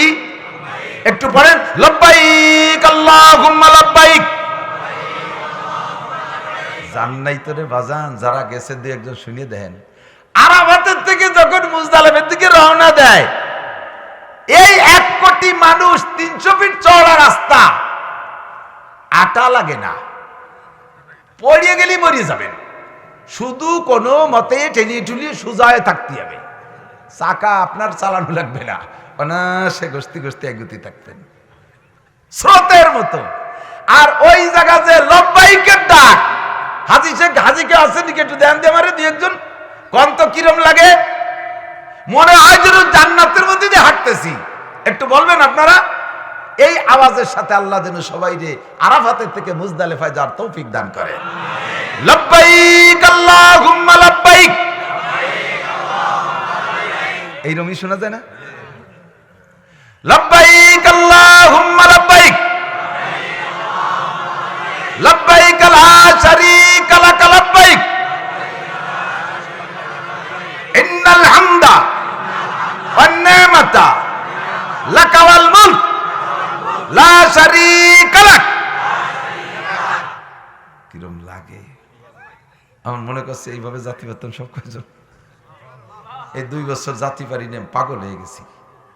যেদিন থেকে যা শুরু করছি আলহামদুলিল্লাহ 5 বার গেছি। প্রত্যেক বছরই যার তৌফিক আল্লাহ আমারে দেশে, ইচ্ছাও আমাকে দেশে, আমাকে হার্ডও সেরকম দেশে। 2 ছেলেরে নিয়ে উমরা করে এনেছে, আর 2টি হাফেজ হয়ে গেছে, সেই 2টিরে নেবো, তাই করোনায় ঠেয়ে ফেলে দিছে। মনের মধ্যে খুব অশান্তি, ইনশাল্লাহ হয়ে যাবে। আর মেয়েরটা হাফেজ হচ্ছে, ছেলে মেয়েকে কইছে হাফেজ হলে হাদিয়া দেব হজ ও উমরা, তো 2টিরে দিয়ে ফেলাইছি, সে 2টি আবারও যাবে। যদি খোলে ইনশাল্লাহ সব কটারে নিয়ে যাবো ইনশাআল্লাহ। আপনারা যাবেন না? যাবা কুয়ো কাটা যাবা, কুয়ো কাটা যাবা, কক্সবাজার যাবা, যাইয়ে খালি হাজি ল্যাংটা হাজির গাদি আইদামডি ল্যাংটা ঘোড়া ওইগুলো দেখবা, পয়সা গুছা ওই দিক যাবি। কোন পার্কে যাব না, শিক্ষা সফর হবে আমার হজের সফর। কথা বলেন আমিন, জোরে বলেন আমিন। যাবা না যুবক? তুমি যাবা না? কও কারা? আল্লাহ এই হাতগুলোরে কাবার গায়ে পৌঁছাই দিও, আল্লাহ হাতগুলোরে মদিনায় রাসূলের রওজায় পৌঁছাই দিও, আল্লাহ হাত মক্কা মদিনার জমিনে রাইখা সিজদা দেওয়ার তৌফিক দিও। এই হাতওয়ালাদের সাথে রাসূলের হাতে মুসাফায় মিলাই দিও, এই হাতওয়ালাদের মুখে তোমার হাতের খানা খাওয়াই দিও। লব্বাইক আল্লাহুম্মা লব্বাইক, লব্বাইক লা শারীকা লাক লব্বাইক, ইন্নাল হামদা ওয়ান নি'মাতা লাকা ওয়াল মুলক লা শারীকা লাক। মাশাআল্লাহ, জাযাকুমুল্লাহ। রূহের জগতে এই ডাক শুনছিলাম আমরা। হাদিসে লেখে ও জায়গাও সবাই লব্বাইক কই নেই, কিছু তো গাড়িও থাকে, গাল বেঁকা একা বেঁকা থাকে না, তাও কি পরিমাণ 95% ওই জায়গা লব্বাইক কই নেই। কব না হুজুররা ডাক দিলি লব্বাইক করতে হবে, আছে না একদল হুজুররা ডাক দিলি নাস্তি নাস্তি জাতীয় ভাষায় মাইর খেবে না কেডা, এই কইয়ে ওই রূহের জগতে থেকে বেকামি করিয়া লব্বাইক কয় নাই। যারা ইব্রাহিম আলাইহিস সালামের আওয়াজ শুনিয়া রূহের জগতে আওয়াজ শুনে লব্বাইক বলছে, দুনিয়ায় আসার পরে যত বড় গরিব হোক সে একবার না একবার হজ করবেই করবে, যে কোনো মিডিয়ায় হোক, যে কোনো ওয়েতে হোক, চাকরি করতে যায় করলেও করবে। তবুও প্রমাণ হবে যে তুমি ইব্রাহিমের ডাকে লব্বাইক বলেছিলে। অনেকে ওই চোটে খুশিতে খুশিতে 50 বার লব্বাইক বলে ফেলাইছে, তারা 50 বার কাবা ঘরকে তওয়াফ করবে। সৌদি আলারা মনে হয় বেশি কইছে লতিবারে, তাই ও বাড়ি হয়নি, ও তো পিরাই গড়ে। রহে মেরা মাসকান হাওয়ালিয়া কাবা, এ রহে মেরা মাসকান হাওয়ালিয়া কাবা, बने मेरा मदफन दियारे मदीना जोरे कन आमीन साहिल से लगा दे मेरे इश्कों की सफीना आंखों से दिखा दे मुझे मक्का ও মদিনা जोरे कन आमीन মেহেরবানি করে আল্লাহ জীবদ্দশায় যতদিন বাঁচায় রাখো মক্কার ভিতরে একটু বসবাসের জায়গা দিও মরণ যখন হয় মদিনায় জান্নাতুল বাকিতে আমার একটু জায়গা দিও বলেন আমিন রহে মেরা মাসকান হওয়ালিয়ে কাবা বনে মেরা মদফন দিয়ারে মদিনা মদিনা আমার রাসূলের রওজা আছে না নাই জোরে বলেন আছে বছরে একবার 100 গরু জবাই দিয়ে বড় বড় ডেকসিতে রাইন্দে খাওয়ায় বড় বড় গেট বানায় ও দোস্ত এইটা নবীর তরিকা না আমার নবীর সুন্নতের পাবন্দি তুমি জাপানে বসে করলেও ওই জায়গা বৈশা দুরূদ পড়লে ফেরেশতারা নবীর রওজায় দুরূদ পৌঁছাইয়া দেয় নবী বলে মান সাল্লাল্লাহু ইনদা কবরি সামিতুহু যদি কি আমার কবরের কাছে দাঁড়াইয়া আমারে সালাম দেয় আমি হায়াতুন নবী কবরে জীবিত আছি আমি ওইটা শুনি আমান সাল্লাল্লাহু নায়ান উবলিগতুহু যদি কেউ বাংলাদেশ থেকে দুরূদ পাঠায় ওইটা আমি শুনি না ওইটা ফেরেশতারা ঠিকানা আমার কাছে পৌঁছাইয়া দেয় ওই দুরূদ কালেকশন করতে বাংলাদেশের মিলাদ মাহফিলে আমার যাওয়া লাগে না আমি জায়গায় বসে সারা দুনিয়ার দুরূদ ও সালাম পাই জোরে কন্না সুবহানাল্লাহ মান সাল্লাল্লাহু আলাইহি ইনদা কবরি সামিতুহু কাছে আইসা কইলে শুনি দূরের থেকে কইলে শুনি না ওমান সাল্লাল্লাহু আলাইহি নায়ান উবলিগতুহু দূরের থেকে দুরূদ ও সালাম পড়লে ওইটা শুনি না ফেরেশতারা আমার কাছে পৌঁছায় দেওয়া হয় সাহাবায়ে কেরাম বলেন মাই ইউবলিগুকা সালাম ইয়া রাসূলুল্লাহ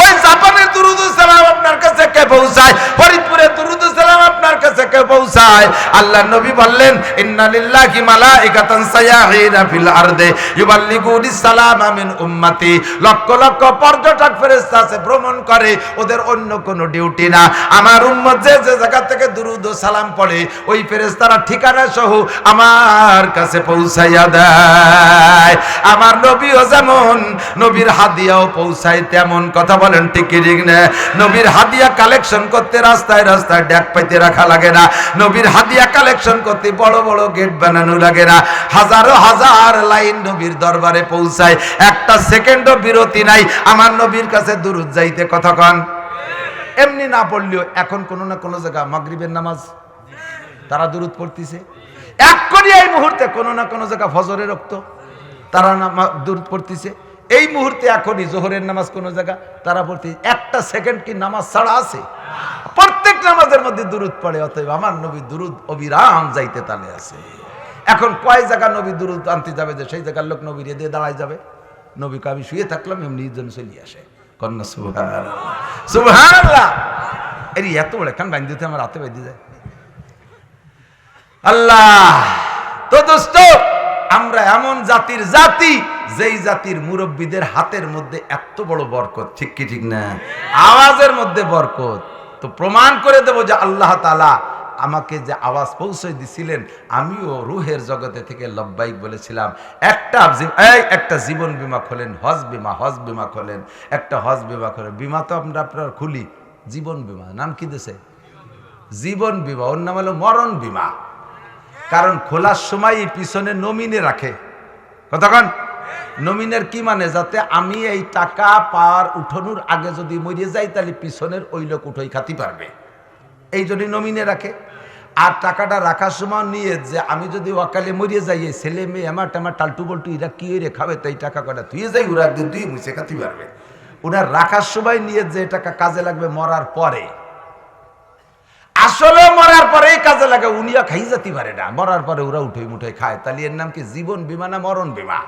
মরণ বীমা না একটা জীবন বীমা খোলেন যে জীবদ্দশায় হজে যাবো আজকে একটা মুরগি কিনবেন একটা ডিম কিনবেন কোনো এক মহিলার বাড়ির মুরগির পেটের তলে দেবেন ছাউ ফুটবে ওই বাচ্চাটা হলি তাই দিয়ে মুরগি হবে ওর পেটে এই কটা হবে সেই কটা বেশি একদিন ছাগল কিনবো ছাগল কটা হয়ে গেলে বেশি একটা গাই কিনবো গাই বেশি যে কটা বাছুর হয় তাই বেশি যে কয় টাকা হয় তাই দিয়ে একদিন হজে আর উমরায় যাবো এইরকম একটা জীবন বীমা খোলেন তবে কোনো ব্যাংকে থুইয়েন না আর কোনো সমিতিতে দিয়েন না ও যেন বা সুদের পর লাগাইয়ে না সুদের টাকা দিয়ে হজ করলে হজে গুড়গন্ধ পায় হ্যাঁ লাখ লাখ টাকার মালিক হয়ে গেছে মুহূর্তের মধ্যে সুদের পর লাগাই দিয়েছে বস্তা ভরে টাকা ওর থেকে দুটি হজ করে আসলাম আল্লাহরে বলে দিয়ে আসলাম আল্লাহ তোমার মতো বলদ নেই আমি গাদা তোর এখানে আসতে গেছে কিনা পুরো হজ নষ্ট করে ফেলেছি চোর ঘুষে টাকার সুদে টাকা দিয়ে হজ হয় আইল ঠেলা জাল দলিল মিথ্যে সাক্ষী মিথ্যে মামলা হইরে আকাম করে টালটু বল্টু টাকা কামাই হচ্ছিস গাজার ব্যবসা হইরে আর তাই দিয়ে আমার হজ করি তুই হজ নষ্ট করতেছিস তুই সব তাড়াতাড়ি এনে স্যান্ডেল দিয়ে বড় কেনা লাগে কথা কবে কা আকামের টাকা নিয়ে না ক্লিয়ার ফ্রেশ আমি যে পদ্ধতিটি বলছি এইরকম একটা হজ বিমা করবেন আল্লাহ তাআলা তৌফিক দেবে যদি টাকা পূর্ণ হওয়ার আগে আপনার ইন্তেকাল হয়ে যায় খোদার কসম আল্লাহ তাআলা আপনাকে একটা পূর্ণ হজের সওয়াব দান করবে এর চাইতে ইনকাম আর কি চান আমার হাতে আর কিছু নাই সব ঢেলে দিছি আল্লাহু আকবার বলেন আল্লাহু আকবার এই যে মক্কা যাবেন না ইনশাআল্লাহ ওর কত দাম কি দাম সুবহানাল্লাহ আপনারা তো জান নাই যারা গেছে তারা দেখছে বুড়োরা যাইয়ে সে জায়গা যাতে পারে নাই বুড়ো কালে হজে যাইয়ে জুত হয় না সরকার ওই যে 50-এর উপরে উমরা বন্ধ করে দিয়েছে আসলে 50-60-এর পরে যাইয়ে খালি ওই হাই ছাড়া হাঁপানি ছাড়া আর কিচ্ছু নেই বড় একটা দেখবে সময় মতো আসতে পারলাম না সময় মতো আসতে সময় মতো জাতি না পারার কারণে চাচু কিচ্ছু জামালে নূরকে দেখবেন জিয়ারায় ঘুরতি দেখাতে নেবেন নিচে দাঁড়ায় উপর দিক তাকে একটা হাই সাইডে চলে আসবেন আলহামদুলিল্লাহ আল্লাহ আমার উপযুক্ত সময় নেছে 40-এর কোটার মধ্যেই গেছি 13 সালে গেছি তো যাইয়া একে দৌড়ে আমি তো পাতলা মানুষ একে দৌড়ে পাহাড়ে সেই নূর পাহাড়ের গাড়ে হেরা যে পাহাড়ে ওই পাহাড়ের অর্ধেক পর্যন্ত উঠে চলে গেছি প্রথম দৌড়ি যে পরে আস্তে আস্তে হিনতে যদি হাঁপায় যাই তাহলে পরে উঠতে পারবো না রাস্তাও ভালো না সিঁড়িও জুত না স্লিপ বাপ সরকার কোনো রাস্তা বানায় নেই পাকিস্তানিরা ওই কাবলেরা ওরা একটু কাটি একটু সিমেন্ট দিয়ে বানাই তুইছে তো একে দৌড়ি অর্ধেক উঠে গেছি আর পরে পুরোটা উঠতে 45 মিনিট লাগছে আমার হাইটে উঠতে আমার সাথে যারা গেছে তাদের লাগছে 1.5 ঘন্টা ওরা মোটা ওরা আমার সাথে হেঁটে পারে নাই বারো বেশি যাইয়া উপরে একেবারে ছাদে উঠে যেতে হয় ওখানে সাবলা দিয়ে আছে ওখানে যে একটু রেস্ট নিলাম পরে আবার নামিয়ে দক্ষিণ পাশে এরকম ঘুরিয়ে গর্তের মধ্যে যাইতে হয় ওখানে যেয়ে দেখি গেছি ফজর পড়ি মক্কায় ফজর পড়ি ওখানে গেছি যাইয়া যে 3টে মেয়ে তারা কখন গেছে আল্লাহ জানে তারা ইশরাক করতেছে কান্নাকাটি করতেছে আমরা গেলে সংকেত দিলে ওরা চলে আসছে ইশরাক পড়লাম লেখা দেখি ইকরা বিসমি রাব্বিকাল্লাযী খালাক খালাকাল ইনসানা মিন আলাক ইকরা ওয়া রাব্বুকাল আকরাম আল্লাযী আল্লামা বিল কলম আল্লামাল ইনসানা মা লাম ইয়ালাম রং দিয়ে কালি দিয়ে এই 5টা আয়াত লেখা আছে যাওয়ার পরে মনে হচ্ছে যেন এইমাত্র জিব্রাইল আসলো আর আমার সামনেই বুঝি 5টা আয়াত নাজিল হলো এরকম লাগতেছে আমি তো ক্ষতি পাচ্ছি না পাগল হয়ে যাচ্ছি ওইটারে বুকের সাথে জড়িয়ে ধরলাম নবীজি কাছে ছিলেন একটা গোল দিলাম একটা গলাগড়ি দিলাম আমারও মনে হচ্ছিল জিব্রাইল আমার কাছে আসবে এমনই একটা জায়গা তো পুরো জাবালে নূরের বরকত 5টা আয়াত ঠিক কিনা নাম রাখছে জাবালে নূর নূর পাহাড় গর্তটার নাম রাখছে হেরা গুহা গারে হেরা 5টা আয়াতে জাবালে নূর একটা পাথরের পাহাড় জীবনে আমার সাথে একটু কথা কলো না পাথর পাহাড় নাই কোনোদিন আমার অন্য কোনো উপকার করলো না কোন জায়গায় যাই আমার সহযোগিতা করলো না সেখান থেকে এক টুকরা পাথর এনে বিক্রি করলে কোটি টাকা বিক্রি হয় না এমনি সাধারণ নরমাল পাহাড় অদস্ত তার ভিতরে 5টা আয়াত নাজিল হওয়ার কারণে সারা পৃথিবীর মুসলমান ওই জায়গা যাওয়ার পাগল ওরে দেখার পাগল ওরে মহব্বত করা পাগল ওরে চুমা খাওয়ার পাগল তাহলে এই মাদ্রাসার একটা ছোট্ট বাচ্চার পেট ভরা 30 পারা কোরআন শরীফ সাক্ষী দেন জাবালে নূরের চাইতে এই ছেলেটার দাম বেশি না কম জোরে কোন বেশি না কম তো জাবালে নূর গারে হেরারে কোনোদিন গালি দাও না তারে একটা সর থাপ্পড় মারো না তারে শক্ত কও না হাফেজে কোরআনের পেট ভরা কোরআন শরীফ ভরা তারে সম্মান করো না তারে রাগ করে গালি দাও তারে চর থাপ্পড় মারো সেই কোরআন যে জায়গায় মাদ্রাসায় পড়া হয় এর ভিতরে 30 পারা কোরআন শরীফ পড়া হয় আমার দাবি জাবালে নূর আর গারে হেরার চাইতে এই কোরআনের মাদ্রাসার দাম 1000 কোটি গুণ বেশি দাম কারণ এখানে 30 পারা পুরো পড়া হয় ঠিক কি না अल्लाह अकबर ये राज किसी को नहीं मालूम के मोमिन कारी नजर आता है हकीकत में है कुरान देखते कारी साहब মনে হয় দেখতে হাফেজ কি বলা হয় দেখতে একটা মানুষ একটা কারি সাহেব আসলে এটা একটা জিন্দা কুরআন কথা কোন একটা কি জিন্দা কুরআন পেট ভরা কোরআন শরীফ আছে। এই কোরআন শরীফের ওজন কত বেশি মৌলানা কইতে গেছিল, তা পারে নাই সময়ের অভাবে। আল্লাহ তাআলা এই কোরআনকে নাজিল করছে পাহাড়ের উপর, কি বলে আসমানের উপরে রাখতে চাইছে। আসমান কয় আল্লাহ তোমার কুদরতে কদমে পড়ি, আমারে বানাইছো বড় মোটা করে, খুব শক্তিশালী করে, তবে কোরআন বহন করার ক্ষমতা আমার নাই, আমার পর কোরআন রাখলে আমি ভেঙ্গি চুরে মাটিতে পড়ে যাব। তুমি দেখো জমিনই পারে নাকি। জমিন রে কইলে জমিন তোর পর কোরআন শরীফ অল্প কয়েকদিনের জন্য রাখবো, এরপরে আবার সরাই নিয়ে যাবো, একটু পোস্টিং করতেছি, তুই একটু কয়েকদিন একটু জায়গা দে। কোরআনকে আল্লাহ জমিনই আল্লাহ আমি পানির নিচে ডাবিয়ে চলে যাব, এত বড় ওজনওয়ালা কোরআন বহন করতে পারবো না। ওই যে পাহাড় জাপানের থেকে শুরু হয়েছে একেবারে সৌদি আরব ওই আমেরিকা পর্যন্ত চলে গেছে, পর্বতমালা বিশাল বিশাল পাহাড়। তুমি পাহাড়ের নামও রেখেছো অল জিবালা আওতাদা, পাহাড়কে তুমি জমিনের প্যারাগ হিসেবে বানাইছো। এই পাহাড় শক্তিশালী, ওর উপরে রাখো। পাহাড়কে যখন কইছে পাহাড় তুই কোরআন শরীফ কয়েকটা দিন একটু রাখ, এই মোহাম্মদ সাল্লাল্লাহু আলাইহি ওয়াসাল্লাম 40 বছর পড়লি, তারপরে তথ্যে সরাই নিয়ে যাও, একটু কয়েকটা দিন। ও আশফাকনা মিনহা, আসমানে কাঁপতিছে, জমিনে কাঁপতিছে, পাহাড়ে থর থর করে কাঁপা শুরু হয়ে গেছে। জোরে করে সুবহানাল্লাহ। আল্লাহ আল্লাহ তোমার কুদরতি কদমে পড়ি, এই কোরআন রাখলে সহ্য করতে পারবো না। আশফাকনা মিনহা মানে ভীত সন্ত্রস্ত হয়ে গেছে, কাঁপতেছে। ইতিমধ্যে আপনাদের এই গ্রামের নাম কি বিলনালিয়া, এই বিলনালিয়ার ছোট ছোট বাচ্চারা, তৎকালীন বাচ্চারা বলতেছে রব্বুল আলামিন মৌলানা নাসির সাহেবের কাছে শুনেছি, উলামাই কিরামের কাছে শুনেছি, তোমার নবীর জবানে শুনেছি যে এই কোরআনের সাথে ছোঁয়া লাগলে সে দামি হয়ে যায়। এত দামি কোরআন, যেই কোরআন ওমরের সাথে ছোঁয়া লাগার কারণে কাফের ওমর খলিফাতুল মুসলিমিন হয়ে গেছে। যেই কোরআন কাফেরদের সাথে ছোঁয়া লাগার কারণে 100 লক্ষ নূরানি জান্নাতি সার্টিফিকেট পাওয়া মানুষ হয়ে গেছে। যেই কোরআনের সাথে ছোঁয়া লাগার কারণে গারে হেরা জামারে নূর চুমখার যোগ্য হয়ে যায়। যেই কোরআনের সাথে ছোঁয়া লাগলে 12 টাকা দামের রেহাল কার্ড চুমখার যোগ্য হয়ে যায়। যেই কোরআনের সাথে ছোঁয়া লাগলে ছোট কুটি কেতা নেকড়া পর্যন্ত চুমখার যোগ্য হয়ে যায়। এই কোরআনটা তুমি পাহাড় পর্বত আসমান জমিনের উপরে ফেরি করতেছো, ওরা নিতে চায় না, দরকার নাই, তাদেরকে দিও না, আমাদের কাছে দাও কোরআন। ওয়া হামালাহাল ইনসান, যত্ন সহকারে মানব জাতি কোরআনকে গ্রহণ করলো। জোরে কোন সুবহানাল্লাহ। আল্লাহ কা ইন্নাহু কানা যালুমান জাহুলা, মানুষ তুই জালেম আর জাহেল, তুই কিচ্ছু বুঝিস না, জানিস এর ওজন কি, এ বতি তুই পারবি, যা নিশিসি যখন, তাহলে তোর ভিতরে ক্ষমতা আমি দিয়ে দেব, তোর মধ্যে শক্তি দিয়ে দেব, এই কোরআনের ওসিলায় তোরে দামি বানাই দেব। আল্লাহ তাআলা ধারক ধারণ শক্তি, বহন শক্তি মানব জাতিকে দেশে কি দেয় নাই। 8 বছরের ছেলে 1 বছরে সবক শেষ করে মুখস্থ করে 30 পারা কোরআনের হাফেজ। ও দিনের শিক্ষিতরা একটু সাক্ষী দাও, তাকলে বলো, চ্যালেঞ্জ করে বলবো, তোমরা কেউ কোনো ক্লাসের একটা বই A to Z বিনা লুকমায়, তুতানু ছাড়া, বিনা লুকমা, বিনা ভুলে, ছোট্ট থেকে ছোট্ট একটা বই শুরু থেকে শেষ পর্যন্ত আজও পর্যন্ত কেউ মুখস্থ করে শুনাইতে পারে নাই, কোনোদিন পারবে না, ঠিক না? এক পারা একদিনে 20 পৃষ্ঠা বিনা লুকমায় মুখস্থ করে মাত্র 30 দিনে হাফেজ হয়ে গেছে। একই এটা আল্লাহর কুদরত ছাড়া আর কিছু, ঠিক না? ওয়াইদা তুলিয়াত আলাইহিম আয়াতুহু যাদাতহুম ঈমানা, যাই কেউ পড়ুক না কেন অতএব দিল নরম হয় না। কোরআন শরীফ পড়া শুনলে সকলের দিল নরম হইয়া, ঠিক না?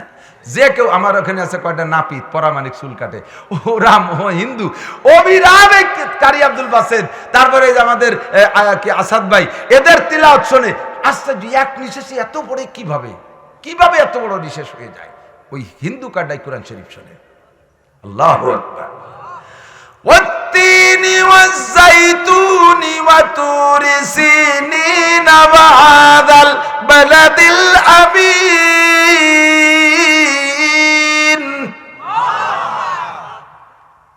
অবিতাকরারে তুলাতে লাম ইয়ামুল।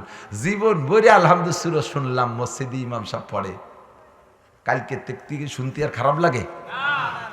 একে কোনোদিন খারাপ লাগে? কোনদিন কইলাম না যে হুজুর আর কতকাল শুনবো, পাল্টাই পড়েন। কিন্তু মমতাজের গান কয়দিন যে কি ভালো লাগলো। আমি তো গান শোনা তো জায়েজ নাই, কিন্তু ও যেন গাইতো খান্নাসটা, একটু জুত করে কান লাগাই শুনতাম যে কিরম গায়। বুকটা ফেটে যায় যে যাই কলিজা হটাই ফেলে, এখন আর শুনলি মনে হয় বুকটা লাতই ফাটাই ফেলাই দিই। শুনতে মনে চায় না, কথা কয় না কে, ঠিক না? ও শুনতে মনে চায় না, আর আলহামদুলিল্লাহ জীবন করে শুনতে মনে চায়। আল্লাহু আকবার, এটা কোরআনের মুজিজা, ঠিক কি ঠিক না? এ যে পড়ে তার দাম বাড়ে না কমে? আমি আমার নিজের এদেরকে শুকর আদায় করি, অহংকার না। আমার কি আছে কন্ত? স্বাস্থ্য নাই, চেহারা নাই, ঠোঁট দুটি সাদা হয়ে যাচ্ছে, নিজেরও লজ্জা লাগে। কোনোদিন কালার ভালো না, এই কালারটা মানুষ গায়ে গতরে গোস্ত নাই, একখান সার্টিফিকেট বলতে নাই। ক্লাস 5 একটু পড়েছিলাম, তা তো ওই দিয়ে কি হয়, সে সময় সার্টিফিকেটে কিছু হয় নাকি, ও আনিও নাই। কোনো জায়গা দিয়ে যদি চাকরি দিতে, এই জামানায় যদি সরকার টের পায়, আমার থাকতে দেবে চাকরিতে? বিটা বিসিএস পাস আলারা ফিরাই বাড়িতে মাস্টারিতে, উনি ভাই পাস করে এবারই হইতে পারি জায়গা দখল গেটি গুল্লি দেখে দেয়। ওই যে দুই এক আনি খালিও পেট ব্যথা সারে না, এই জন্য আমি আনি না। 5 উপরে আমার একটা সার্টিফিকেট নাই। তো আল্লাহ পাক রব্বুল আলামিন আমার এমন একটা সার্টিফিকেট দিয়েছে, যে সার্টিফিকেটটা কোরআনের সার্টিফিকেট। আমার ফরিদপুরে আমি চ্যালেঞ্জ করি, একমাত্র মাননীয় প্রধানমন্ত্রী ছাড়া আল্লাহর রহমতে বাঙালি মুসলমান ভারত বাংলাদেশ বার্মা টার্মা দিয়েও কিছু বাঙালি মুসলমান যেখানে আছে সে জায়গায় কম বেশ আমি নাসির রে চেনে, ঠিক কিনা? আমেরিকা থাকুক আর জাপান থাকুক আমার ছেলে, অন্য কোনো সার্টিফিকেট না, আমি এ পর্যন্ত যাইতে পারতাম না, কারণ প্রধানমন্ত্রীর উপরে তো আর উঠতে পারতাম না, তার নিচে।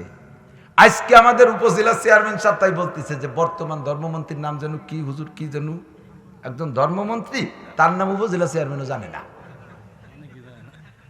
আমিও জানি না। এর আগের জনে যিনি মারা গেছে উনি আমার চাচা ছিলেন, উনারে নিয়ে আমার অনেক গর্ব, উনারে অনেকে বেশি চেনে। বরঞ্চ ওই ধর্মমন্ত্রী যিনি মারা গেছে হাফেজে কোরআন ছিলেন, সদস্যের ছাত্র ছিলেন, মারা যাওয়ার পরে বাংলার জমিনে যেই পরিমাণ খতমে কোরআন উনার নামে পাঠানো হয়েছে, কোন আলেমের নামে পর্যন্ত আমি এরকম পড়তে শুনি নাই। শুধুমাত্র হাফেজে কোরআন মন্ত্রী, সেই জন্য কথা কোন ঠিক না? ও দোস্ত, আল্লাহর কোরআনের সাথে যেই ছোঁয়া লাগায় সেই দাম বেড়ে যায়। আপনাদের বিলনালিয়া, আমার ওই জায়গার থেকে আমার গোপালগঞ্জের কেউ বিলনালিয়া গ্রাম চেনে না, যদি কেউ আত্মীয় স্বজন থাকে সে চিনতে পারে, তাই ছাড়া চেনে না কেউ।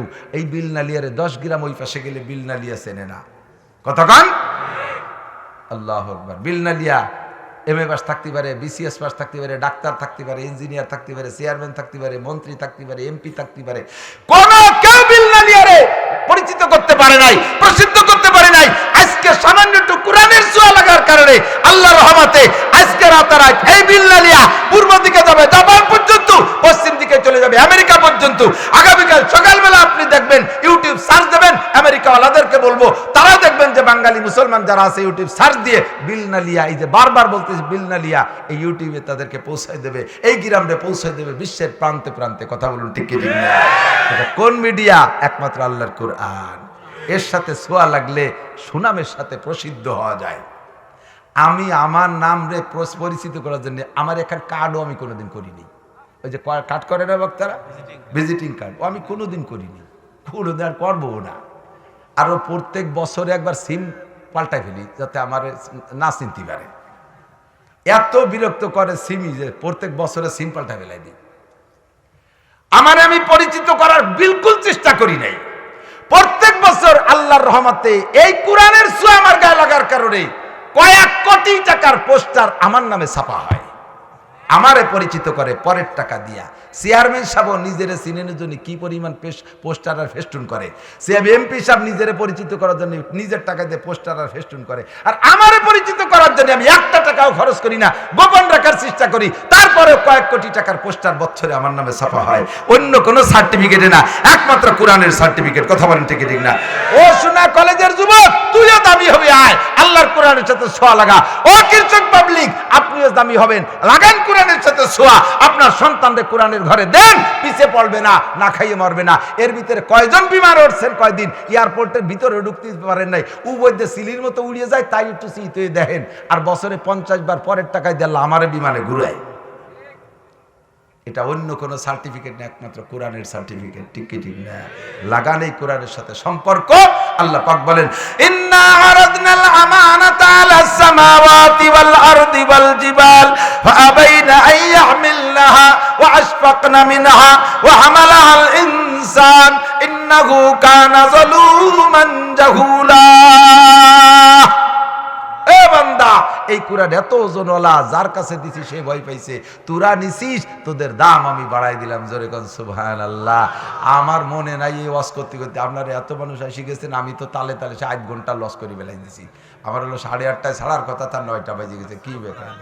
আরে কপাল, এই প্রশ্ন এত প্রশ্নের জবাব আমি এগুলো আমার কাছে প্রশ্ন স্টেজের ভিতরে করার সময় আমার নাই। আগে যার যা জানার দরকার সেগুলো আগে কয়ে দেবেন, আমি এই ওয়াজের ফাঁকে ফাঁকে জব দিয়ে ফেলাবো, আর আলাদা হয়ে পড়া লাগবে না, এর সময় নাই। তারপরও কইছে যে পারিনি, এক দুই মিনিট আল্লাহ নাই তো আনুসল্লিয়া পড়া আমি জীবনেও পড়ি না।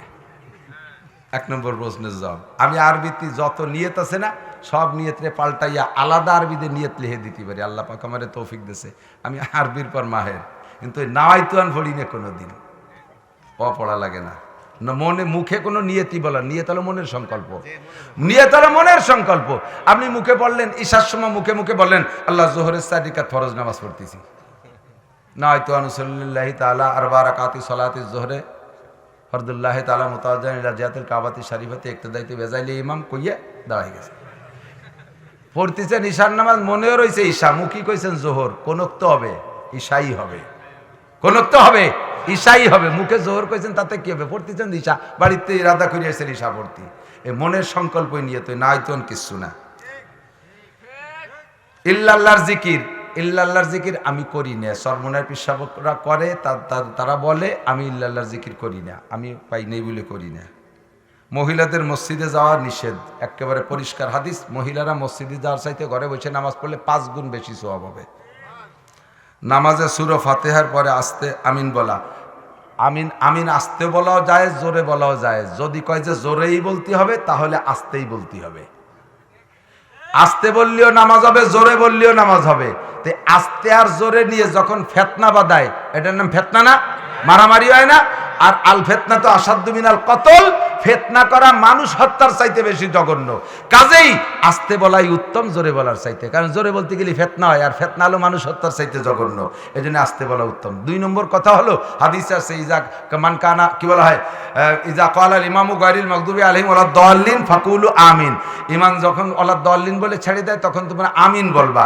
এরপরে হাদিস আছে, হুজুর বলেন মান ওয়াফাকা তামিনহু তামিনাল মালাইকা গুফিরা লাহু মা তাকাদ্দামা মিন যামবি, যার আমিন ফেরেশতাদের আমিনের সাথে মিলে যাবে তার আগের গুনাহ সব মাপ, জোরে কোন সুবহানাল্লাহ। এখন ফেরেশতাদের আমিনের সাথে আমিন মিলানোর 2টা দিক, একটা হলো টাইমের মিল আর একটা হলো আওয়াজের মিল, কথা কোন? তো টাইমের মিল ঠিক আছে, ইমাম যখন ওয়ালাদ দাল্লিন কইছে ওই সময় ফেরেশতারা আমিন কয়, আমিও কইছি, তাহলে টাইমের মিল হলো।